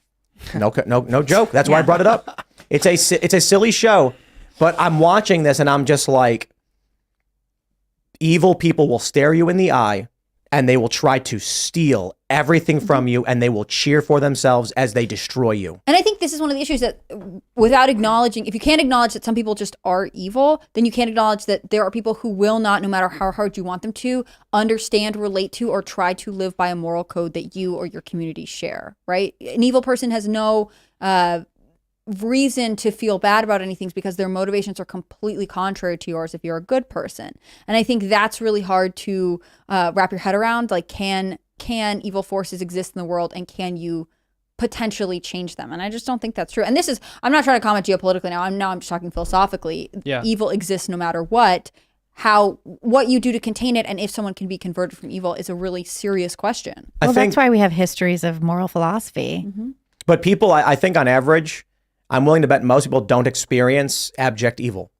And I think the more you're exposed to various ideologies, the more people you meet, it increases the likelihood you meet people who are truly evil. There's a lot of them. Yeah. But I don't think it's the majority of humans, but there's a lot of them. I have experienced things that I would just say like, somewhat private, personal stuff. I did not believe such evil could exist. And I just don't understand how people could be so evil. But, you better believe it. We were swatted 15 times in the span of a year. And we have very, very high confidence we know who it was. The police won't do anything about it. They don't care about you. Multiple law enforcement agencies won't do anything about it. We've reported it. We've given them evidence. They don't care. The people who did it, who we assume we know did it, and the people who are aiding those who did it, we don't know 100% who did. We do know who is aiding them, who is providing them with intel and allowing them to do it. And I just could not believe that people I've known and trusted for decades would, for no reason, literally none, smile on their face every day, and then behind the scenes, laugh and smirk as they tried to burn everything down and kill people. It's shocking when that happens, when you trust someone and then they just turn on you. But they try and destroy your life. But just to ask people to understand this, imagine someone you've known literally your whole life. Mm-hmm. They've been to your house for dinner dozens, hundreds of times. You've gone to theme parks and you vacationed with them and their family. And then one day you find out they were pouring Drano in your cereal trying to kill you. Mm-hmm. You just be like, but why? It's hard to get over something and they're that. laughing when you find out, laughing, saying, I almost got it. Oh man. And you're like, evil people exist. Do you know that story about one of the most infamous female poisoners? I'll look up her name in a second, but she was based in Alabama, I believe, and she just poisoned. She had 5 daughters, poisoned them all, poisoned her husband, poisoned the next guy. She only got caught because she married this like young guy, and he was at a VA hospital. And when she would leave for a while, for like a couple weeks, he would get better, and then she would be there and he would get worse. Right. And it got caught. And when they asked her like, why would you do this, especially to your own children, to your mother, like it was a crazy amount. This went on for like, I think several decades. She just said, I don't know, there's something wrong with me, I don't know why I did it. She had no explanation for her actions that she did several different ways over the course of several decades. That's crazy. How do you justify that? How do you explain something like that? When you look at, like, we're showing this video of this leftist attacking this vehicle. These people are cheering and dancing as they attack innocent people. We saw this at the George Floyd riots. It is mindless, evil. How do you negotiate for peace with people who are laughing at causing suffering? You have to show them Christ. That's the only way. I mean, anyone who thinks they're going to find a peaceful lifestyle and have a great eternity after and not have Christ at the center of their life here on earth are just stupid. And I think you're going to see evil play out all over the world until people realize that and put Christ first. But I will tell you, again, this whole conflict goes back to putting America first. We need to stay out of it. We don't need to get involved in another years-long war. Evil exists. I'll tell you one thing. Being a young guy on the political scene, I lived in D.C. for 4 months, and I can tell you, I've never seen evil like I have in D.C. Oh, man. Coming across folks. It's the hellmouth. Yeah. Coming across older men saying things to me and attempting to blackmail and extort me for things that they wanted in exchange. I'm telling you, unthinkable things. And I couldn't thank anyone else for my protection other than Christ. If it wasn't for him and me to be able to pray and rely on him, I wouldn't have made it through living there for only 4 months. So I can't imagine the folks that are entrenched in that mess every day. DC concentrates a lot of evil. Yeah. And one Myers-Briggs personality type. It's like INTJ. Yeah. It's whatever Hillary Clinton is. There's a huge proportion of them in DC. Overrepresented. And also that personality type doesn't like to share space with the same personality type. So sorry, DC, you're meant to split apart. Man. I don't know. I feel bad for there's the dude and his wife on a farm, and they're just they got a handful of cows and pigs and sheep and goats, and they're like, we got enough for our family and our friends, just leave us alone. Yeah. And then you've got people who are just laughing and smiling, hoping to burn it down for no reason. Well, included in those people trying to laugh and burn it down for no reason is the Biden administration. You remember the agriculture secretary intentionally started giving out loans specifically to minority groups, like farmers who were from a minority group. And it turned out that was illegal. So some farmers took him to court over that. And the judge was like, you can't fix previous racism with new racism. That's not how it works. That's not effective. And so they knocked that thing out. But then Biden was mad about it. And I was like, if you, based on your skin color, you should get more money first. It was total trash. Yeah, Terrible I do idea. think Joe Biden is racist. You're right, Libby. I think I think 100%. Joe Biden is racist as well. I think he's He would want his kids For to go sure. to those jungle schools or whatever they With was talking corn about. pop, you Yeah, know? with corn pop. yeah. I Feel think his hairs shine in the. Oh, that is so disgusting. That's the most disgusting thing. I hadn't seen the whole thing about that until recently, and I was like, Oh, I He know. was talking about children Yeah. stroking his leg hair. So then you watch What it, it's kind of mind-blowing. pervert? What kind of It's horrible mind-blowing. pervert that is? the female poisoner I was referencing before was Ronabelle Martin, I believe. But anyways, Interesting. she's lots of people down, and only I think her fourth husband survived. We're going to jump to this story from MSN.com, rehosted from Daily Express. Vladimir Putin suffers cardiac arrest, sparking massive alarm in Kremlin inner circle. And a shout out to Timothy Whitaker in the super chat who asked, I had not seen this story. It's from 16 hours ago. Totally missed this one. But I did just check it real quick, and there are a ton of outlets that are covering this, saying Vladimir Putin is alleged to have suffered a cardiac arrest in his private Moscow apartment on Sunday evening. A Telegram channel believed to be run by a former Kremlin insider reported that incident, saying the Russian leader was found by guards on the floor of the bedroom, lying on the floor, rolling his eyes. Doctors were reportedly called in immediately, and they later diagnosed the 71-year-old having suffered a cardiac arrest. It's different from a heart attack. Wasn't Cardiac this arrest is when something your like this- heart stops. Something like this was reported about Putin a couple months ago, wasn't it? He's been having a lot of medical issues. Yeah. That's Yeah. horrible to hear. Well, I mean, the scary thing is what happens to Russia without Putin? I know. Yeah, it's a big He's not power a vacuum. Yeah. Yeah. Yep. He's not a good dude. Well, you know what? They might just start fighting among themselves and then lose all exactly lose all right. interest in Ukraine, and then we could just be like, okay, see ya. Yeah. See you next this time. This might prevent World War III. That would be helpful. Kind of a horrifying thing to think, like, if this man dies, World War III is averted. Well, yeah, then Russian Civil War 3 or Yeah, 4 or yeah. Which then they do that a which- lot. Yeah. Right. Yeah, the thing Yeah, is, they do. whoever takes over for Russia, and we would think they might fight amongst themselves, but we don't actually know if Right. there's not a clear That's what I- successor to his throne. Could be even worse. It's Well, a with proxy war. This Prigozhin, is they have Prigozhin out of the way. Remember Prigozhin, yeah, he's gone. Yeah. So he's out of the way, and so a bunch of because he would be much tougher on Ukraine than. But the next guy might be too. you right. know? I agree. But didn't they get rid of most of those guys in that? How do you know, though? plane crash? It's- I don't it's know coming out of anything. Russia. I don't know anything, which is why we didn't cover this story at Post Millennial. I just couldn't tell. Yeah, it's hard. And also, when you see stuff like this, it's hard for me not to be like, when is the Kremlin statement saying like somebody slipped Who him even poison knows? is coming? But yeah, I was interested in this story too, and I couldn't track down. I find it very difficult to cover overseas stuff because I really only know just the one language. Well, Yeah. especially with China and Russia, I think if anything, I was concerned about this as well. If there's power vacuum, this is before I even knew that he had this heart attack. I talked with a friend of mine. If there is a power vacuum in Russia, what's to say that China isn't going to go, knocking on Russia's door? I don't know. I'm just, it's just a whole other thing I'm throwing out there. But there's It's like definitely animosity between them. Totally random, crazy thought that you probably start thinking about when you get older. It's like you could be taking a shower in the morning, and like, let's say your wife or your husband or whatever is like, all right, I'm going to go, walk the dog or whatever. And then you slip and hit your head and you're dead. That's why you should get married, because they'll come back after they walk the dog and be like, the shower is still running, and they'll check on you. And that's the thing. Unless like, they hate you. but That's there are a lot of true. Unless they, like, stories about put like dish elderly Dawn dish soap people on the who thing. will just go missing, and then a week later, people are just like, let's go check up. They've been missing for a week, and they're like, oh, they slept in the bathroom and died. Yeah. Like, yeah. I'm- Yeah. like you could just like Putin. So the report is like his guards heard a thump and then ran up and found him. I don't know if they actually had a heart attack, right? They're saying unconfirmed reports, but a bunch of outlets are carrying this rumor.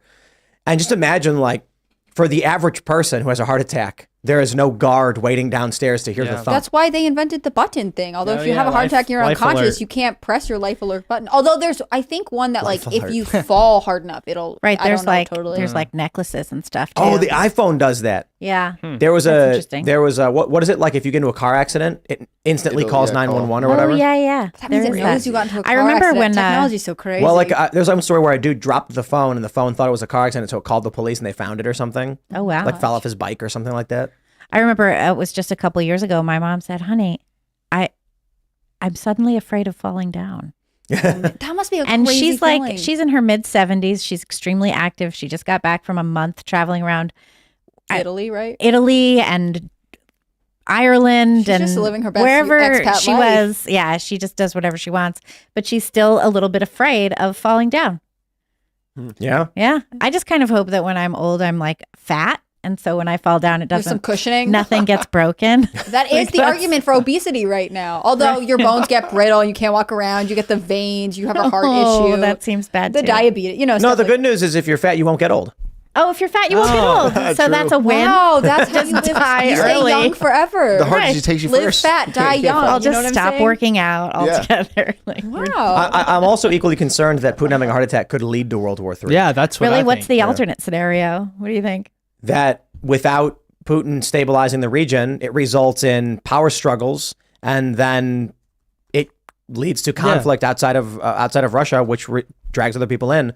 Putin may be a stabilizing force, stopping certain elements of the Russian military from engaging in certain actions. Right. Yeah, like look at Gaddafi after he went to Libya. Oh, Libya yeah. collapsed. Yeah. But I mean, worse than that. Let's say like Putin has a heart attack and dies. Then a military leader says, I'm the next in command, so I'm going to do this thing. Fighting erupts inside Russia, but then this guy says, send in Kiev or whatever. Something crazy. Yeah, Putin's been a tough force for Russia for a long time, and 20 years. I don't think that this war is just simple land dispute. I think it's definitely a proxy war to test the endurance of Russia.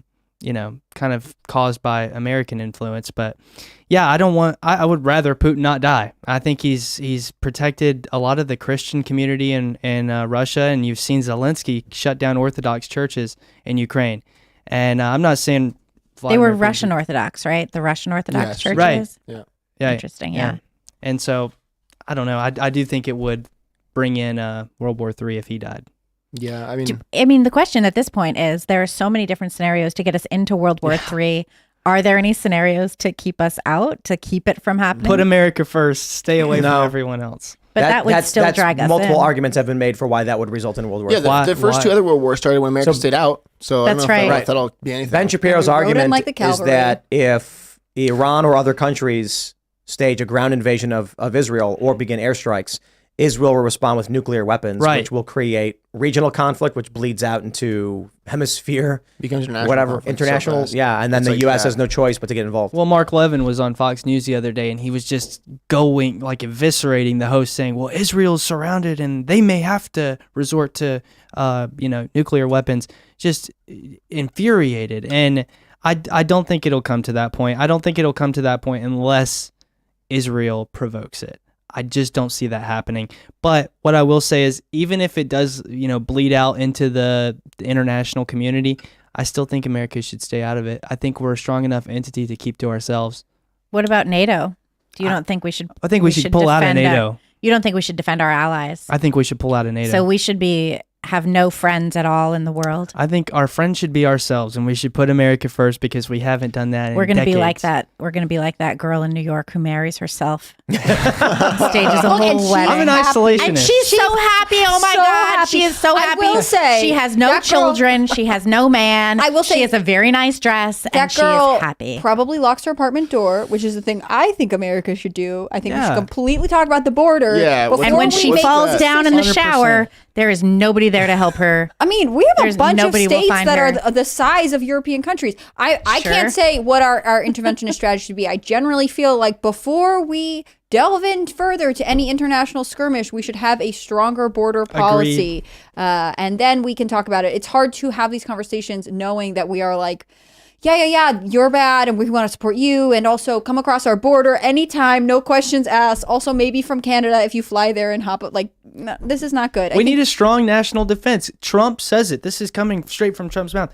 We have to put America first. That's not a controversial thing to say. We've got so many problems that are crippling us and leaving us basically paralyzed in the water. And our kids are killing themselves because they have no purpose. They're gender dysphoric. And we're focusing on a bunch of regional skirmishes thousands of miles halfway around the world. Let's focus on putting America first. Why is that so controversial? I agree, but being isolationist and saying we're going to totally isolate ourselves is also kind of a death knell because we don't have enough manufacturing to keep this country going. We have so many things that are also need to be built up. Our resources are not in the same level as other countries. We have natural gas and we have oil. We should be drilling. I don't have a problem with that. And I'm sure you agree with that as well.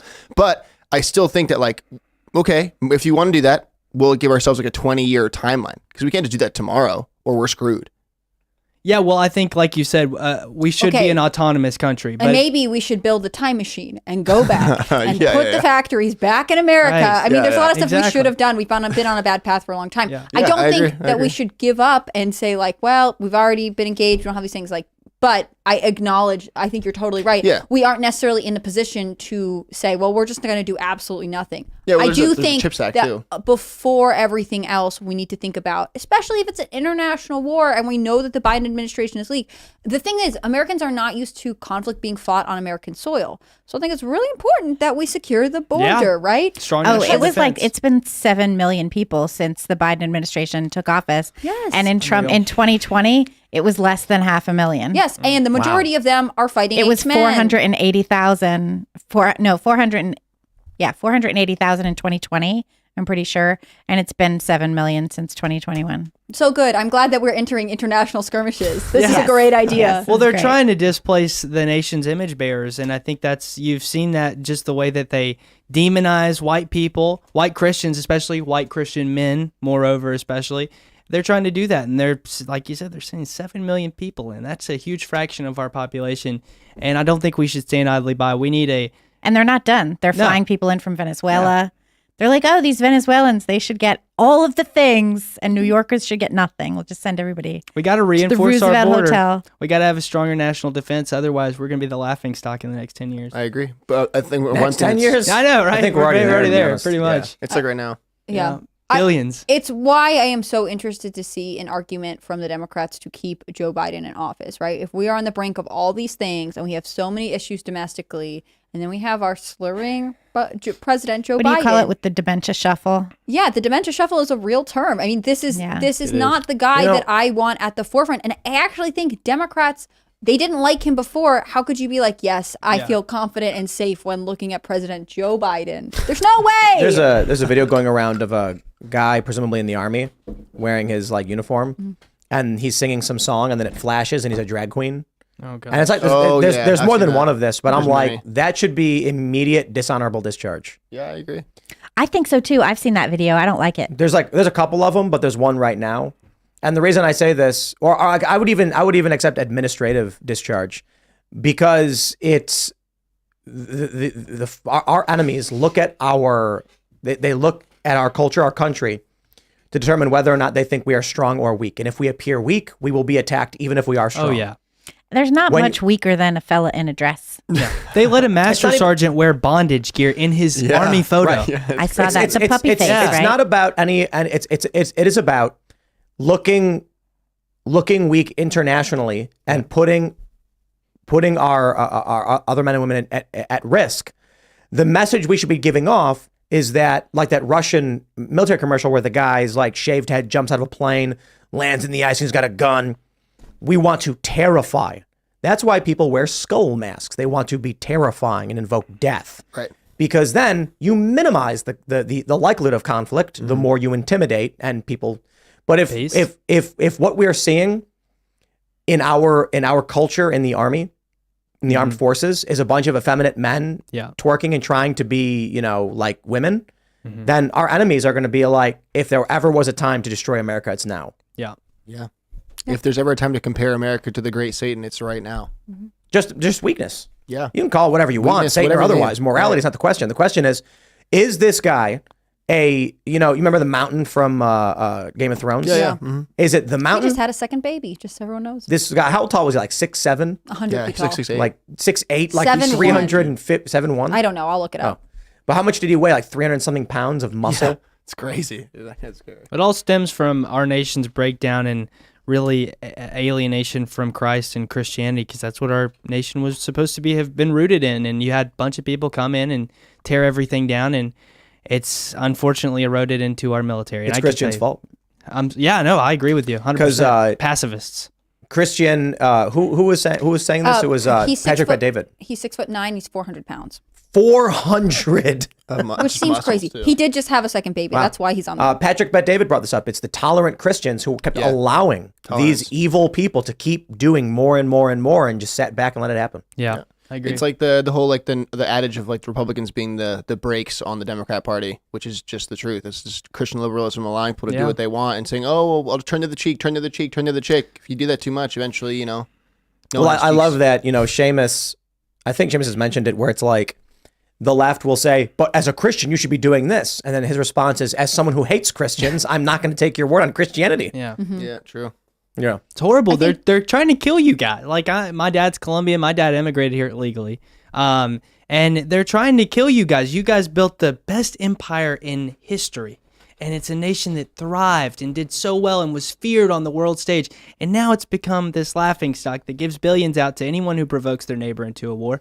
And they're trying to kill you guys for being white Christian men. It's unreal. And we've got to reinforce God back in our society, back in our schools. We cannot have our textbooks permeated by any type of propaganda that's foreign. We need Christ back in the schools. And I'm saying that as a Messianic Jew. American values. Yeah. Founding fathers. I think there are a lot of American values. And I Individual think liberties. a lot of our day-to-day culture doesn't reinforce American values generally. Like we can talk about the history books and we can talk about Hollywood or whatever else, but I also think day-to-day people don't live lives that are reflective of American values. There are some people who do, but I think, you know, being openly patriotic, being there for community, you know, doing things to serve those around you, protecting your family. There are some enclaves of American culture that live that way, but a lot of predominant centers of American populations don't have that at the core. And that's sad. I don't want to call out this company, so I'm asking, you know, everybody who's here just not to name the company, but we recently bought a bunch of products from one company just as like, you know, on a whim.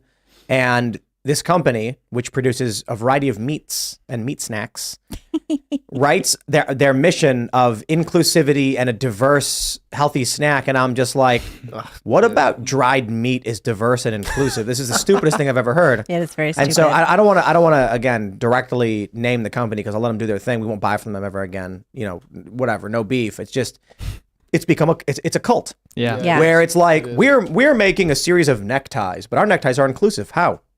Anybody can wear them. Yeah. Well, Okay. I didn't know that before. That's I right. didn't know that literally anyone could buy this tie and put it on. Well, now you Thank do. you for saying it directly. I've actually been thinking recently I need a necktie. Oh, there you go. Our know. our inclusive neckties. I better are buy the available. inclusive one That's so that right. I'm Yeah. not called. They're diverse as well. Yeah, I need a diverse, Right. inclusive because necktie. because white people, black people, Mexican people, and Asians, they can all wear them. Are you sure?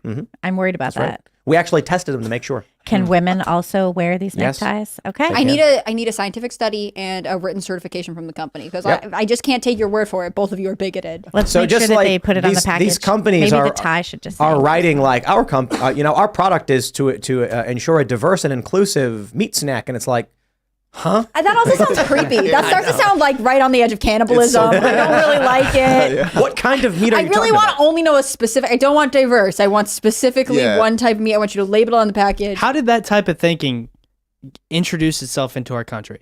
Where did it come from? Who introduced Well, it? I think you don't know this. The history of beef jerky is that only racist white men eat it, and so we need to find a way to make it accessible to urban liberals. Right. Well, the left are, default liberals is what Breitbart called them. I believe what he called them, because they don't actually they don't seek out information. They just hear it and they adhere to it.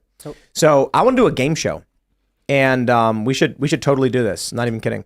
And it's political trivia, but the contestants are going to be like two people from the left and two people from the right, two self-identified liberals, two self-identified conservatives, and then we ask questions. That'd be cool. You know, I'm not saying I know exactly how it would turn out and who would tend to be right or whatever. You know. But I think the right would tend to have, because the right argues all the time about various political issues. What is described as the right in the culture war includes libertarians who are going to start quoting a whole bunch of like anarchist philosophers, like real ones, not the left weirdos. And people on the left are going to be like, huh? Yeah. You get someone who's like a liberal activist, and you put them up against a conservative activist, and you ask about modern politics. What was the name of the private military contractor who died in a plane crash, who was deeply involved in the Ukraine war? Prigozhin. Prigozhin. Yeah, we And all know. and what's going to happen is a conservative is going to say that right away, like, what? Yeah, and the liberal's Yeah. going to be like, I don't know what you're talking about. Right. What is the name of the prosecutor fired in Ukraine after Joe Biden flew to the country I know this and one. threatened to withhold $1 billion? Oh, I know the name. Victor Shokin. Choking. Sure. Oh, That's right. wow. Yeah. Look at that. I'm willing to bet you bring you have a liberal and a conservative commentator, and the liberal's going to be like, what? What are we even talking about? They're making TikToks. Well, it's the new liberals would not get any of this stuff. My grandma was a liberal, and she paid attention to everything. And then you'd say like, what, if we get specific on well-regulated, referred to a type of armed individual that went by this name. Militia? Regulars. Oh, regulars. It's in the think name. This is a great game show. I think we should start. I think so too. immediately. I really want to play. Also hijacked by Pop Culture Crisis today and said that we should start a game show where we find Brett a wife and turn it into the dating game. I got one for you. So Fun we're just too. the whole company. We're just turning into It's like we are the new game show network. I got one for you. I love it. I got one I think maybe I'm not so sure anyone would be able to answer. Okay.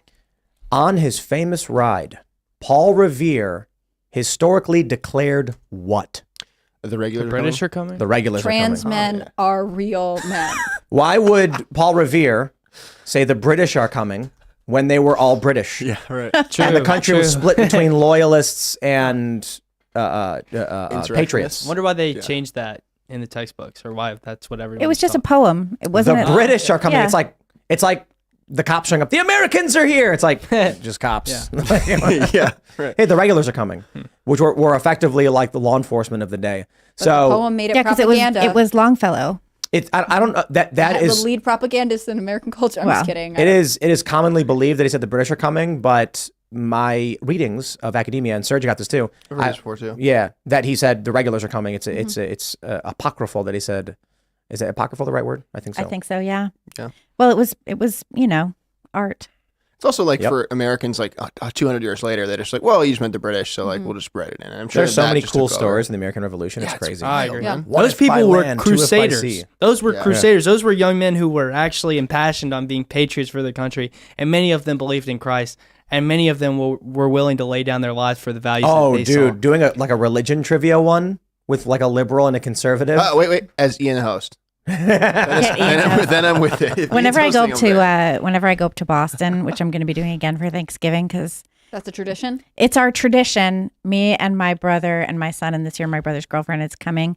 We go out for dinner for Thanksgiving. This is our 3rd year of this tradition, and we have the best time. But anyway, on the way up, I always stop at Lexington and Concord for the shot heard around the world and to see where Nathaniel Hawthorne lived in the old manse. That's And cool. I cool. love it. I love Hawthorne, but I love Lexington and Concord. I love like just being there in this space.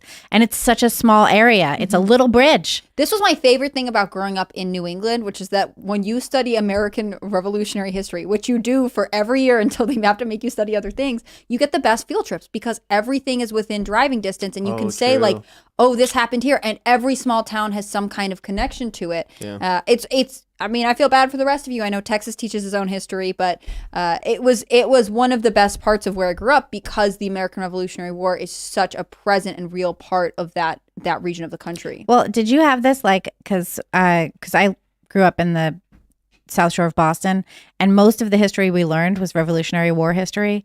And then when I moved to Philadelphia, like all the history was about after the Revolution, and it was about the creating of the Constitution.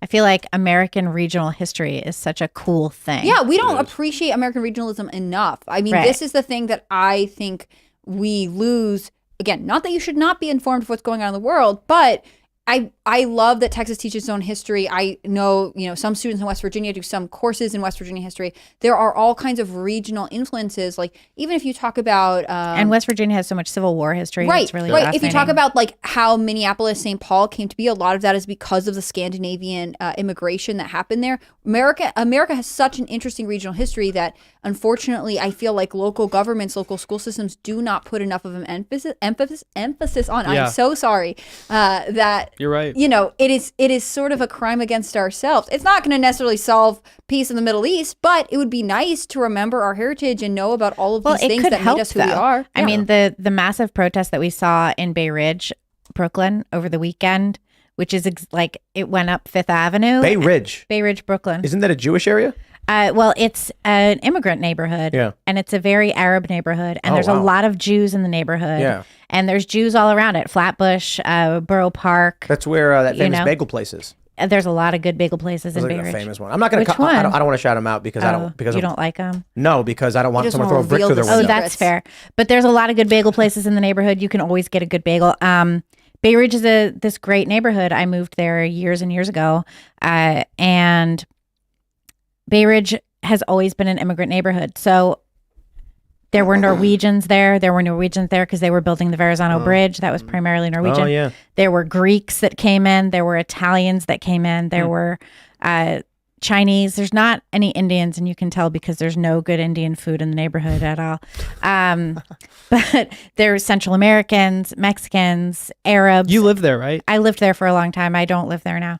I moved. But it was a great neighborhood, a ton of great food, lots of Jewish people, lots of Arab people, lots of Teslas. It's like there's a lot of wealth in the They're neighborhood part of as our well, cultural export. right? Yeah. Yeah. But I found it so surprising. And I'd seen pro-Palestinian protests there in the neighborhood before. But it was always much smaller. And this was a huge, massive protest. And seeing the police blocking off streets, and one of the streets that I saw police in videos blocking off was a street where one of my old friends lives, and he's Israeli, and his whole family lives there. And I'm just like imagining him and his family and their kids like seeing this, and they're Jewish. And I'm just like seeing this happen. And I was like, I don't like that. I don't like that they feel like their neighborhood is under siege, that there's helicopters going on. And the thing about it being Bay Ridge is that this is just this classic old immigrant neighborhood. And I feel like if the people in that neighborhood, if the schools were better at teaching Brooklyn history, if the schools were better at, if the city was better appreciating itself, then those kids would all know, like, oh, this is not just an Arab neighborhood. This is a classic immigrant neighborhood. And when we move on, there's going to be a different group of immigrants that's going to move in here. And it's just, that's sort of how Bay Ridge goes. Like, it belongs to nobody. It belongs to everybody. It's just a constant, like... Well, it's a New York neighborhood. It belongs It's a very to New York neighborhood. Yeah. We're going to go to Super Chats. So- If you haven't already, would you kindly smash that like button and head over to timcast.com and click Join Us to support our work directly. If you like the work we do, if you like the show, the way we fund this operation is through memberships, through people like you who agree that what we're doing is good and we should have more of it. So if you like the show and you like the articles we put out and you like all the projects we're engaged in, go to timcast.com, click Join Us, and you will get access to the uncensored members only show coming up at 10 p.m. You don't want to miss it. It's going to be fun. We're going to have y'all call in and talk to us. But in the meantime, let's read your Super Chats. We got Clint Torres. He got the first place. Good job, man. Super Chat with howdy, people. Howdy. Howdy. Quantum Strange Quark says first. No. Second. Drizala says first. Nope. Third. Pork Chop Express says, nope. Sorry. I don't know if I do. Nope. Fourth. All right. Goldilocks Production says, hey, Tim, you brought up again the new cars can be remotely controlled in your Culture War segment again. I just want to clarify that only applies to new vehicles with electric power steering, not hydraulic power steering. Interesting. Okay, thank you for the correction. Alan Choi says, Tim is not a simp. The problem is that dating has to be a way to find a spouse. Find a spouse has essentially replaced marriage, in which case you are correct. So just to clarify, I did a segment earlier. There's a woman being interviewed, and the guy asks her, how much should a man spend on a first date for you? And she goes, $200. And he's like, why? And then she explains it. And I said, she's correct. And then, everybody starts having a huge debate over it.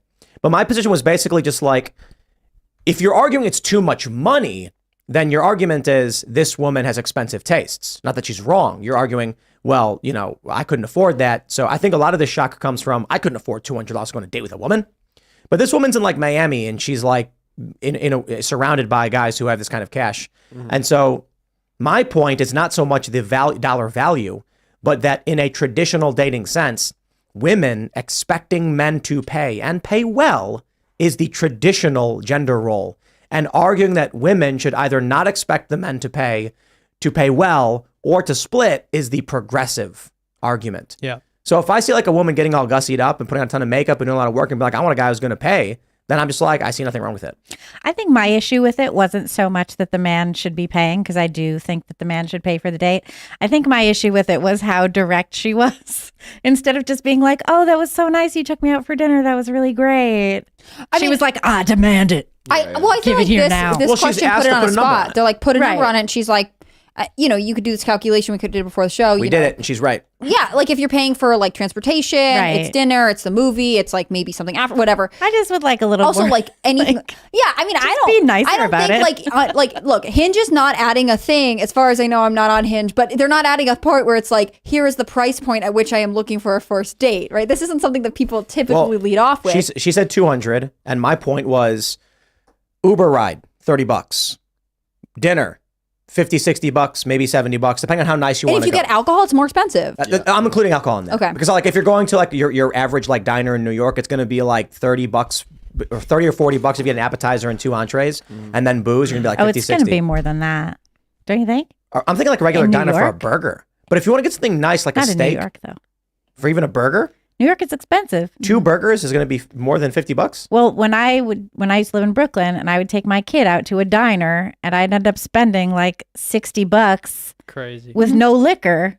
Well, okay then. So there you go. I think Even it's more to the easily point. $100 for the meal, especially if you get alcohol. So you're at 130 with an Uber and a meal. And we're talking a nice date. We're not talking like you went to hang out at the park and grabbed a burger at a Burger Shack or something like that. And in Miami, That's too. for the third date. And Miami, right? No, for real, it is. And so then you want to do a movie, and you got 2 movie tickets, $20 each, plus popcorn and whatever snack. Maybe you're not super hungry, but you want a popcorn. You're looking at another $50. You're at like 150 or whatever. Another Uber ride after the fact. Maybe you got 2 or 3 Ubers in there, or maybe you drive and it's less, but still. Still paying like, for gas, then probably there's parking. parking. Like there's all Right. kinds of expenses. And then you want to round off the night with like going to the lake and like riding a Ferris wheel. I'm choosing totally generic things. I Like, love this place where we're both in New York and there's a lake and a Ferris wheel. I think this is great. Well, I it's think this is like- a great dating world. I think Well, yeah. you're in Coney Island. So now Oh, you're like, Right. Then that's an even more expensive well, because Uber. if you're at a man. diner, like, Yeah, it's like $200 for the Uber to get to it's a Coney Brooklyn Island. diner, and then you're at Coney Island, and then you're on the Ferris wheel. Yeah. But I'd want a Broadway show. See, and how good are those want tickets? dinner and a for real. show. You Right, could if spend you're- if- $200 alone on the tickets. Oh, I at mean, least. Or if the like, I mean, what if you're taking her to Hamilton? like, it's just crazy, right? And so like you can argue the girl's not worth it, but that's your preference. The point is that woman has set a standard by which she wants to date by, and I'm surprised people are like she's wrong to ask for that. Like she can ask for it. She can say I want $1 million on my first date. Look, and then you look She's at her not and gonna say, get anything. I'm so sorry, you have priced yourself out of, I don't think we're compatible financially. So the Boston Globe has Love Letters, which is their advice column, and they have a podcast, and they did a whole season on finances and how it affects relationships. But they talk to 2, I don't know if they're Gen Z or millennials, but young people, because it is expensive, especially for men to be dating. I mean, it is basically something they have to, I don't know if you actually set a budget for it, but it's something they have to factor in. If you want to meet a girl, and even if you're just meeting her for a drink, right? Alcohol is expensive, going out is expensive, the transportation is expensive. It's not to be done lightly, and I don't think it behooves women to Well, be it goes like, back to what you said about conservatives being the ones who would actually take someone out and spend the money and do the things and the chivalrous things. well, I think it just doesn't behoove women to say like, oh, I shouldn't expect these things. Like you're setting a tone for a relationship, and I don't think you should expect $1 million. On the other hand, these things come with a cost. Let's talk about this in the members only. We'll take questions from the audience then, but let's read some more super chats. Try and get these in. Neurodivergent says, request for Cast Castle. Does Ian have like an evil Damien twin that's a neocon? Because I think that'd be sweet. That would be cool. We did a gag where on Cast Castle, Ian did a behind the scenes where Oh he's my actually gosh. an actor. The best line of all time. Richard Nixon, that's a guy I'd like to have a glass of red wine with. Yeah. It makes me laugh every time. And then it's like the actor who plays Ian, he's like, what motivates me? What gets me out of bed in the morning for this role? Money. It was just, Ian's a good actor. He's like trained and he does a really good job. But it was funny, like the bit was, everything you think about Ian is just fabricated. He's actually this like really well-trained British guy who's like just trying to channel this moronic, drug-addicted, whatever kind of character idea. He's just doing Laurence Olivier. Yeah, it's all a bit. Raymond G. Stanley Jr. says, Tim, I keep seeing a thing you need to address. We only want you to do what's right. I have faith in you. For the next segment, please check the volume. Now, are you saying check the source? Because I often will have the wrong source set and I'll play a video and then the audio comes out of the wrong feed and I have to change the source. Oh, maybe. I think that's what Maybe he's we saying. should just stop yelling. Maybe they want us to speak more quietly. No, he's talking about my segments. Oh, okay. Because I'll play a Twitter video, but it's coming from the TV and not the speakers, so you can't hear it. And I'll go, wait, got to do it again. Yeah, I'll check your stream deck after. I thought they wanted like a Timcast ASMR video. There's Nope. like a lot of Oh my whispering. goodness. All right, let's read some more. Weird Nug says, getting married in 1 week. Would you mind shouting out me, Zach, and my fiance Amber? Shout out to Zach and Amber Congrats. on your marriage. Good job. That's so exciting. Congratulations. Absolutely. Crossing the Line podcast says the trend of Gen Z thinking they will be able to dodge the draft is very amusing. It's almost worth World War III to be able to see them go off to fight. Dude, can you What if imagine they TikTok? stop like the videos? war destroy because they the- refuse to go to be drafted? Like, Destroy maybe the there's- world just to spite Gen Z. Yeah, like, It's the millennials I can't stand. Yeah, real. Yeah, you know, Gen Z is pretty based. I think my kid is Gen Z made don't you think? middle parts a thing, and I just Yeah, I could think- never forgive them Oh, for look, that. check it out, you guys. You found graphene. You found Ian's Tell, graphene. tell us a found out graphene this fact, Libby. I- I don't know anything about graphene. You've had a week in this chair and you learned nothing about graphene. I know a fact about graphene. Okay. Ian really likes graphene. fact. Fact. That This is the hard-hitting journalism they pay you for. Yes. I bought no, that for Ian for Christmas. Not that. I But could- Oh, really? He I never opened Yeah. it. Well, no, you're not supposed to. You're not supposed Yeah, I to. don't know. He's not seasoning. You don't want that flying I around. don't know what it is. sprinkling it. I don't Inhale really that. understand. One of the gags we have for Cast It Castle looks is like like walking into a room and Ian's doing lines of graphene. That's awesome. It looks like a toner cartridge ink. That's what it looks It like. does. All right, let's grab a super chat. What is this? Pinochet's helicopter tour says it's a good thing we did that emergency test. I love the conspiracy theory. The conspiracy theory was that the emergency test was activating the 5G nanobots or something. Oh, nice. I just know someone I'd told love that me movie. to turn off all of my like government alert things and whatever else, and I still got it. So I think the Apple iPhone is As soon as you turn it in on, league with no, the no. government, and I'm If- the first person to ever If think you this turned idea. your phone off, the moment you turned it on, it went off. Yeah. Crazy, right? I couldn't turn it off. It also came early because everyone was trying to avoid it. No, I think the way it's designed is that if they're trying to warn you a nuke is coming or something like that, your phone could be off. You turn it on an hour later, the message comes through. You got it. No, I mean like it was supposed to go off at like 2:30, and it said it went off at No, I like know. 2:15. I'm just saying, no matter what, everybody gets it. Yeah. No matter I what hate you it. do. I don't consent to this. They used to do it on radio and TV. Remember? They Yeah, would. that's the only This is a difference. test of the emergency broadcast system. I like that. That's kind of nostalgic. Yeah, but like that's nostalgic. But nobody has a TV. Who is know. TV running 24/7 anymore? I don't personally.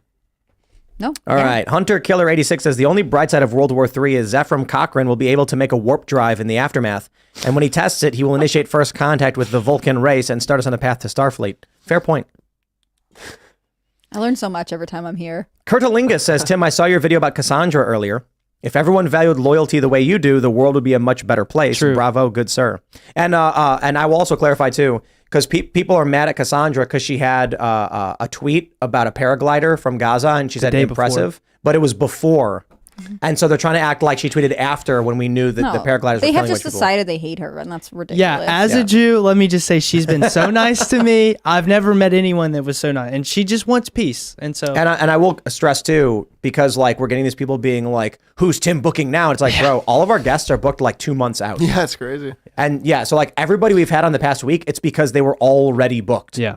Not because we were like, hey, look, war happened in Israel. Let's book these Also, specific like, people. I don't know. Are you supposed to now be like, no, guys, we have to have way more Jewish people on to appease the internet? Like that sounds way more creepy and discriminatory, in my opinion. Some dude made a video where he's like 21% of Timcast guests are Jewish. It was like 21.9. He went Yeah. deep. He really calculated it, which And is there's no wild, way dude. to appease the internet, Hannah Claire. No. no, you But I can't found do it. out that we book Jewish people at 10 times the national average. Maybe we should hire that guy to do some data analysis on the company. He's really into it. I'm like, man, Cassandra, they're accusing her of being anti-Semitic, but she books Jewish guests at 10 times Yeah. the national average. I love how we get accused of being shills for Israel, and now they're criticizing Cassandra for criticizing Israel, and I'm like, dude, It's so funny. And some of them They're are not- they're- conservatives too. They're Criticism. attacking our diversity, and I don't like it. Cassandra's booked people who are like very pro-Israel. Yeah. I think we have like some pretty pro-Israel people coming here this week too. Sandra's great. But they're booked in advance. We didn't book them on purpose. Sometimes we get lucky. Like we'll book somebody and we'll book like just a figurative, like, the head of the National Bakers Association on the same day the bakers are going on strike. And we're like, wow, how did that happen? Just Didn't that happen with Crowder and Candace and stuff? When that kind whole of. thing broke down? I think we had booked Candace well in advance. Right. You had booked Candace And in then advance. Yeah. That and Crowder, Crowder stuff came happened. on because it was the timing. But the Candace one is like that's That just was how it sort lined of up. just yeah. worked A lot of out Or that way. I liked when we had Dan Lyman on and Elon Musk was at the border like the hour before, and it's like good, we have a border person talking Right. about the news. Stuff like that. Yeah, It's tends to cool. happen. I did not schedule Elon Musk's trip to the border. All right, let's see. Cordo Mali says Mossad was blindsided by this. Are they so inept, so convenient that we forget about Israel's crimes when they get attacked? I have no love for Palestine, but the biases on this show are showing. Now, I think the issue is we're not talking about anything beyond what's literally happening right now, because I can't. And so for people to come to me and be like, well, what about Israel did this? I'm like, no idea. I don't know what you're talking about. And also, like, from what Hamas said, like 5 people knew about it. like not Yeah. many people knew that because they knew it this was was happening. 3. They train people to do something. They don't tell them what it's for, and then when you go and do it, suddenly you're over the border and you're actually doing it. So Arch Phantom says, y'all are so warped. Tell me this. Was Nat Turner wrong to rebel against the slave masters? That's the analogy. And again, y'all are warped. I will say this unequivocally, that John Brown was a psychopath and a bad person. He was also a famous abolitionist who is cheered on by a lot of people. The only problem was he murdered a bunch of people, and that's crazy. I understand slavery is bad, dude, no question. But like, I don't know. I can't advocate for a dude who gets his kids whipped up and goes around just murdering people. Yeah. Like, just not the way you do things. Right. Maybe 200 years ago. So the issue right now is if y'all are arguing there's something bad happening between Israel and Palestine and Gaza and the loss of land and all this stuff, it's like, what do we do about it? Propose a solution. And then I bid you good luck, sir. That's it. The idea that Hamas is justified in killing civilians because they're slaves, no. When people were like, it's an open air prison. If someone was being held captive as a slave and they escaped, broke their chains, ran full speed away from the plantation, and the first thing they did was they ran up to some like 20-year-old white woman and just murdered her mercilessly. It's like, okay, Yeah. like I don't understand what that has to do with like escaping for your freedom, freedom, or whatever. Freedom wasn't the goal; it was revenge. Right. Yeah. Or retribution, yeah, or war, or whatever. Yeah. If the slaves broke free and then just started like murdering a bunch of random people in and around the areas because they were party. I talked about this before, using Game of Thrones as an analogy. Daenerys Targaryen takes over this city full of slaves, and then she immediately executes all of the upper class and slave owners. And then they have a scene, brilliantly written, where a guy comes in for an audience with Daenerys and says, "My father was a good man who was fighting to end slavery, and you executed him." The idea of just everyone who is an oppressor is fair game. Settlers are not civilians. It's just insanity. It's insanity. Mm-hmm. So you're saying we're warped? Bro, I tell you, you're warped. If you think it was justified for Hamas to go kill children and kill random people driving in their cars, Israel released footage to journalists. A journalist from Unheard, I trust Unheard, they do a pretty good job, described these videos in detail. I would have preferred to have seen them myself. So I'll reserve absolute judgment, saying I take it with a grain of salt. Do you agree that Israel puts out fake stuff too, just like Hamas does? I don't have any recent examples, but I would assume that is 100% likely that they're putting out fake information. Yeah, because there was that one picture where there was like a child's book on the floor and there was blood, and people analyzed it and said, well, blood doesn't look like this when it doesn't dries. dry pink. Right. Yeah. So don't know enough about it. And my actual, I've not issued a direct response on that. My response there is there's no point in speculating on what you don't know. I don't understand. So when I saw that photo, I didn't tweet about it. Why? Because I have no idea. And making an argument without proof, I just think is fanning the flames. So that's why I'm critical of the argument that Israel knew in advance and used their advantage, because that kind of innocent people in Israel were killed, and it shifts the blame on the people who killed it, or it deflects a tiny bit like off of the murderers onto, well, the government knew about it. It's as if it makes it Netanyahu's fault. Like, but don't you think you owe it to your objectivity to at least investigate and see if the Israeli government lied about it? Because if they lied about that, who knows what else they lied about the book? Doesn't it open up? I did investigate it. What more can you find? Well, there's a picture of a book. Okay, well, that's weird. Next question. If they poured fake blood over it, how do you know? What can you do? How do you investigate it? Well, you could say the same for some of the reports that you're blaming on Absolutely, Hamas. which is why I said when Unheard put out a statement saying they saw the videos, I take it with a grain of salt because I've not seen them myself. Yeah. But when you watch a video of Hamas soldiers shooting people, it's like, is this a sound stage that was faked? I mean, the preponderance of evidence, Occam's razor would suggest, no, you're looking at videos of people who are cheering for Hamas and screaming Allahu Akbar, murdering civilians. And there's videos of this. And there's just like absurd amounts of evidence. Justin Amash put out a video where he said his family, as direct family members, were killed in an airstrike by Israelis. Mm-hmm. You have people who are Jewish saying, these are my family members who are kidnapped and killed in Israel. I don't think these people are lying to me, right? That's all I can say, right? So my point on the Netanyahu thing is, people have actually tried to come out to argue that Israel, the government, knew this was going to happen, and I'm just like, what's the point of speculating on that with zero evidence? Well, even Charlie Kirk, I'll criticize Charlie Kirk. What's the point of even saying that? It's an interesting thought of a possibility with zero evidence to suggest it's true. Because I don't think there should be blind loyalty or blind faith to anyone but Jesus Christ. And I think I've been. But that's not blind loyalty. It's like it's blind loyalty to not question the possibility that someone did do the wrong thing. And I've been following. But no. Questioning Netanyahu with zero evidence. Let's play this game. Did you know that? Has anyone asked whether or not the United States actually told Hamas to do it? I mean, let's think about what's going on in the United States. The distraction now that emerged, fracturing the culture war. I mean, the benefits to Joe Biden at a time when his approval rating was in the gutter. Ukraine was, I mean, what's the point of saying anything like that? Well, I could speculate 50 million ways people benefited and didn't benefit from this. And so all that's happening is Hamas killed people and then go, yeah, well, I bet Netanyahu knew. Has anyone asked that question? And I'm like, sure, we'll get to that after we deal with the people who murdered a bunch of civilians who we know did it and did it on camera. Yeah. I think it's not one of the situations where you can just look through a narrow lens. I think it is two parties involved clearly. And I've been following AF Post on a lot of this stuff because I can look to them for objective news, and I've been following it, and I'm seeing reports out of Egypt that they gave them a tip, and they said this was going to happen. They said that there was going to be some kind of an attack. There was going to be something happen. Well, I think that gives Israel the foreknowledge that, okay, we may get attacked, so let's, strengthen our borders. Let's, gear up our defense systems. See, this is the Iron issue. Dome goes down. It does speak to my objectivity, and you are very biased. You don't know what the information Israel gave us. You don't know the value of it. You don't know who it was given to. You don't know if it was taken seriously. It's a meaningless news report. Israel may have been warned by Egypt. Warned of what? Did Israel? What if Egypt says we think from the West Bank? What if Israel said from the north, from Lebanon? What if they said it may come from Syria? We have no idea what Egypt said. We get this vague report that Egypt said something. The quote was something big. Well, isn't it confirmed that they shut their military down for 7 hours? When the attack took place, but those are things we should explore. We shouldn't just say, "Oh, well." But who says we're not exploring it? It's because it's bad if Netanyahu stood idly by while his fellow countrymen were being slaughtered and carnage was being left behind. Right. So the Jews issue were is being killed at mass. The issue is that is made up, right? What do you mean? What is your evidence that Netanyahu stood down intentionally with foreknowledge to allow this to happen for political benefit? There are reports of it. 7 hours. What report? 7 hours that the military was given in order by all to means, stand what's down. the source? I'll give it to you. It's also it was a holiday, I believe. Wasn't it? It's Sukkot.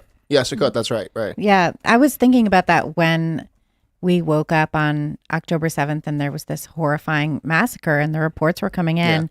And I was thinking Ben Shapiro hadn't said anything.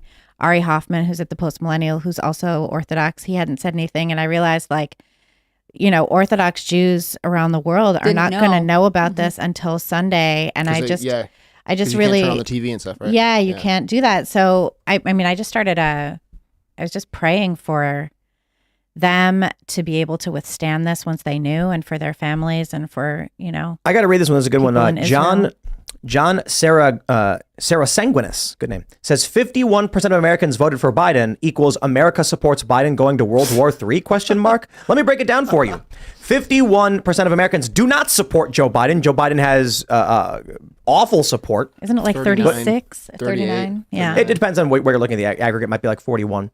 But let's make the argument that 51% of Americans did vote for Joe Biden. Joe Biden then goes to war in Ukraine with Russia. Should Russia be like, well, we can't go to war with the United States because it's their government doing it, not their citizens? Or is Russia going to say, we are being attacked by the United States? We fully recognize that not everyone in the United States wants this to happen, and we want to minimize civilian casualties, but we are currently being attacked, so we will respond. That's the point. Mm-hmm. I pulled up the article, by the way. It's thepeoplesvoice.tv, according to Jewish Pro-Life Foundation. What is thepeoplesvoice.tv? It's a website online. According to Jewish Pro-Life Foundation leader Cecily Routman, the IDF was given stand-down orders, both the Army and the Air Force, 7 hours to stand down while those attacks took place. And it was fact-checked, it says. But did they say that after the attack started? Yes. I mean, during the attack, it says. During the Hamas assault. That seems weird. That's why, and Lauren Witzke reported on as well, Netanyahu ordered the Israeli military to stand down for 7 hours during the Hamas invasion. I sat down with Jewish charity leader Cecilia. She reported she was just on your show. Has anyone asked anyone that's in the IDF if they actually stood down? Because that's like just ask them. By all means, I encourage people to investigate and report on things like this, but forgive me if I don't choose to use the peoplesvoice.tv as a credible source. Well, Lauren Witzke reported on it though, and she was just here. And That doesn't mean anything either. Like the issue is anyone can write any article about any number of conspiracies as to what resulted in this going down. And so what we do know is Hamas wants to kill Israelis. Many in Hamas just, I want to kill all Jews anywhere. They're chanting, even in the United States, from the river to the sea. They broke in, they killed a bunch of civilian citizens, old people captured, tourists were killed, children were killed. And then I don't understand why there is this circuitous argument made for Netanyahu standing down, even from Charlie Kirk. It's speculative. It has no direct evidence. It has a report from the peoplesvoice.tv, but let's be fair and say any report anywhere that relies on I spoke with someone who says it happened. Well, this lady named Efrat Finigson, she's a journalist in Israel. She writes for Bereshit News. She said that Israel citizens in Israeli towns near Gaza Strip begging for help from Israeli police or army, and they're not there. 6 hours after this nightmare started, what happened to the strongest army in the world? How come border crossings are wide open? Something is very wrong here. They got caught off guard? Well, she's sick. The 'Cause military. I answered it. I gave you Occam's razor. But the military was told to stand down. That's that's why not they were proven. caught off guard. That's what you want to believe to be true. I don't want to believe it. Then why are you citing a single person who says I talked to a person? My point is an article. I don't think an article from a person I've never heard of is evidence enough for me to believe a circuitous conspiracy about the government choosing to stand down to allow their own citizens to be massacred to justify war for some reason. Well, Times of Israel reported that a top U.S. lawmaker affirmed Cairo warned Israel days before the onslaught. I mean, there's just a handful and the quote of warnings. is something big. Right. And what does that mean? I'm just saying that this handful of warnings paired with a 7-hour halt, it just is, it's odd. And 7-hour halt is not proven. And a big warning is vague. What you are doing is you are choosing to interpret two vague things to your narrative. Well, when a person inside Israel with connections to the government says something. Who? Well, I'll pull it up for you. It's in this article. The guy I just named, his name is Cecily Routman. It's interviewed by Lauren Witzke. He is a pro-life foundation leader, works with the government. What does that mean, works with the government? I mean, he's a pro-life foundation leader, so he works with legislators, I assume, to. So he's not a government.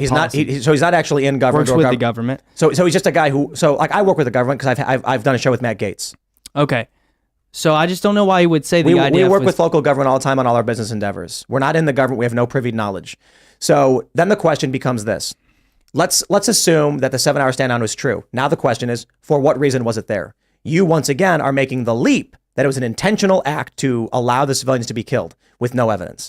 I'm making the common sense conclusion that Netanyahu, with one of the most formidable intelligence agencies in the world, there's no chance that he stood by and let that. There's no way they just missed it. There's no way. That's amazing faith in the power of the intelligence community. The Mossad is revered for their reach and for their knowledge. It doesn't matter. You can have whatever opinion you want on Mossad, but none of this is evidence. Well, it's just speculation. And so I take Occam's razor's approach. Okay. And that is the simple solution tends to be, in the absence of evidence, the solution that makes the least amount of assumptions tends to be correct. Mm-hmm. That may not be absolute, but I would argue there's a tendency towards you will more likely be correct if you go down that path.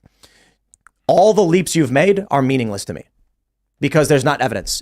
I have an idea that seems to make sense. Well, it might make sense, but it doesn't mean it's true. Well, we don't have the facts yet. And folks that are supposed to be the pioneers of finding the facts are saying, oh, well, we don't need to find the facts because obviously there's this group here who killed a bunch of people, so they're obviously the ones in the wrong. I think that several people could be complicit here. In the same rage that you share for Hamas that I share with you, I share for the leaders who allowed it to happen. Well, you can argue they allowed it to happen and that they failed. But that's about it. They failed and they were complicit is what my argument is. And I don't think that without evidence. Those people, well, no, it's not without evidence. You don't have any evidence they were complicit. That's just an absurdity. I don't have any evidence that they weren't complicit. This is okay. We're gonna go to members only, but I'm gonna say this. This is why I absolutely hate this subject, bro. You are wildly speculating without proof of anything, and you are adamant you are correct when you are not. Okay, there is no proof Netanyahu stood down intentionally to allow his citizens to be killed for political benefit. I don't think someone as poised as Charlie Kirk in the political world would He's just wrong, write too. a tweet and say, "Hey, I'm speculating that that He is. Netanyahu He's did wrong. that." I don't think he is. Well, I don't but think he is, you- and I don't think that's that- fine. I don't think you're the allowed to think what immediate. you want, but you have I no don't proof. think the immediate lashing that he faced for saying that also makes it look like he was wrong. But You're allowed to think what you want, but my point is you don't have proof. my proof is that warnings were given days ahead. Mossad is the strongest intelligence agency in the world. I think there's a lot of things that. Oh, did you pile know? up. I'll tell you what the warnings were. The warnings were that a large pizza party was going to be had. You know how I know that? I made it up like you did. I think You don't know what that warning was. You've chosen you've chosen a narrative path without proof. that's, I don't do that. It's not true. There's been multiple reports, and many outlets have reported on those. You don't know what reports, the and warnings are. The warnings. The of what? warning. We know that a warning was given. Quote something big. We don't know what they were told. If Israel was told, "Hey, something big's coming from Lebanon. Hezbollah is going to make a move," that's not evidence of a Hamas attack, and we don't know the degree to which Israel was warned and how it means anything. If you're going to take action without a complete picture, you will end up causing harm, causing damage, and then regretting your actions. I don't want to cause damage to anybody. And the whole time this conflict has gone on, I've been saying I want nothing but peace. I want people to stop killing each other. I want civilians and kids' lifeless bodies to stop being carried in the streets of Gaza and Israel. And that's fair. And so But when my claims but are. if you claim that Netanyahu did it intentionally without proof, you are actually exacerbating Well, the problem. Netanyahu you are was escalating the conflict. Netanyahu's been under corruption investigation for years now. So It has I wouldn't nothing to put do with it- what's going on. It does, though. When you have someone who has a track record of being corrupt, I wouldn't put it past him to stand idly by while their countrymen But are that killed. Trump is under investigation as well. Well, Israel is a lot more poised to support Netanyahu, especially since he served for like 16 years, and so I just don't see them doing that kind of injustice. I think they're obviously using the government to attack Trump here because they know he's the saving grace of our country. We've got to elect him if we're going I to don't save think America. they think that. I don't think that's why they're doing I it. think they know that he's a threat to the swamp. I think they know he's a threat to the swamp. Okay. And I think he's a threat to this. He's a threat to the establishment, and they know that, and that's why they're trying to throw everything at him. So this is what I refer to as blind zealotry.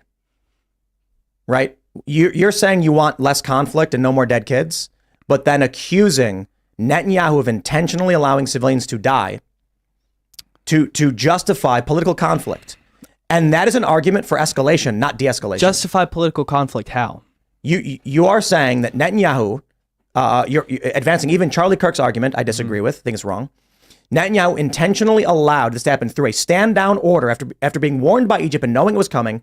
You're arguing that he ordered the army to stand down to allow 1,000+ Israeli civilians, including children, to die and be taken hostage because he was facing corruption investigations to benefit himself politically.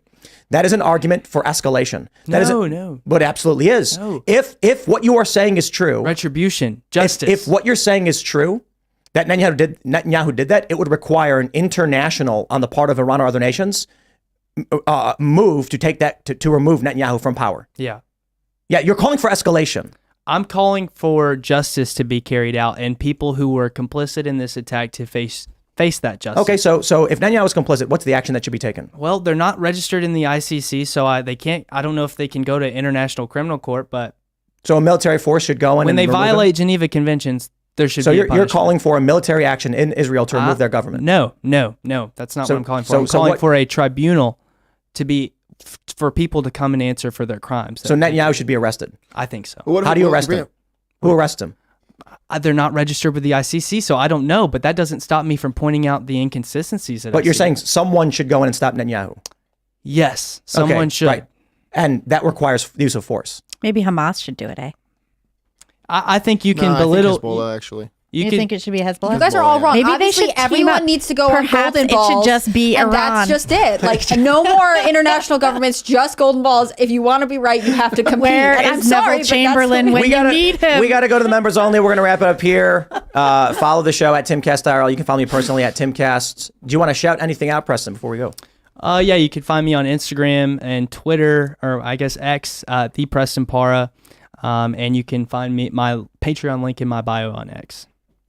I'm Hannah Claire Brimlow. I'm a writer at timcast.com, and I think you should follow at Timcast News on all of the social media platforms. I want to give a shout out to Brett Dasovic. You guys know him, you love him. I hung out with him today on Pop Culture with Dane Font, and it was great, and I heckled him quite a bit about getting married. So if you want to watch that, go check out their YouTube channel. If you want to follow me personally, I'm on Instagram at hannahclaire.b. You can see one singular photo of Theo Vaughn, because I went to his show last night.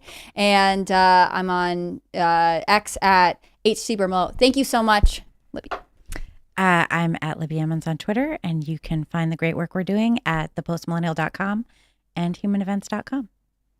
And I appreciate Preston for having the conversation. Absolutely.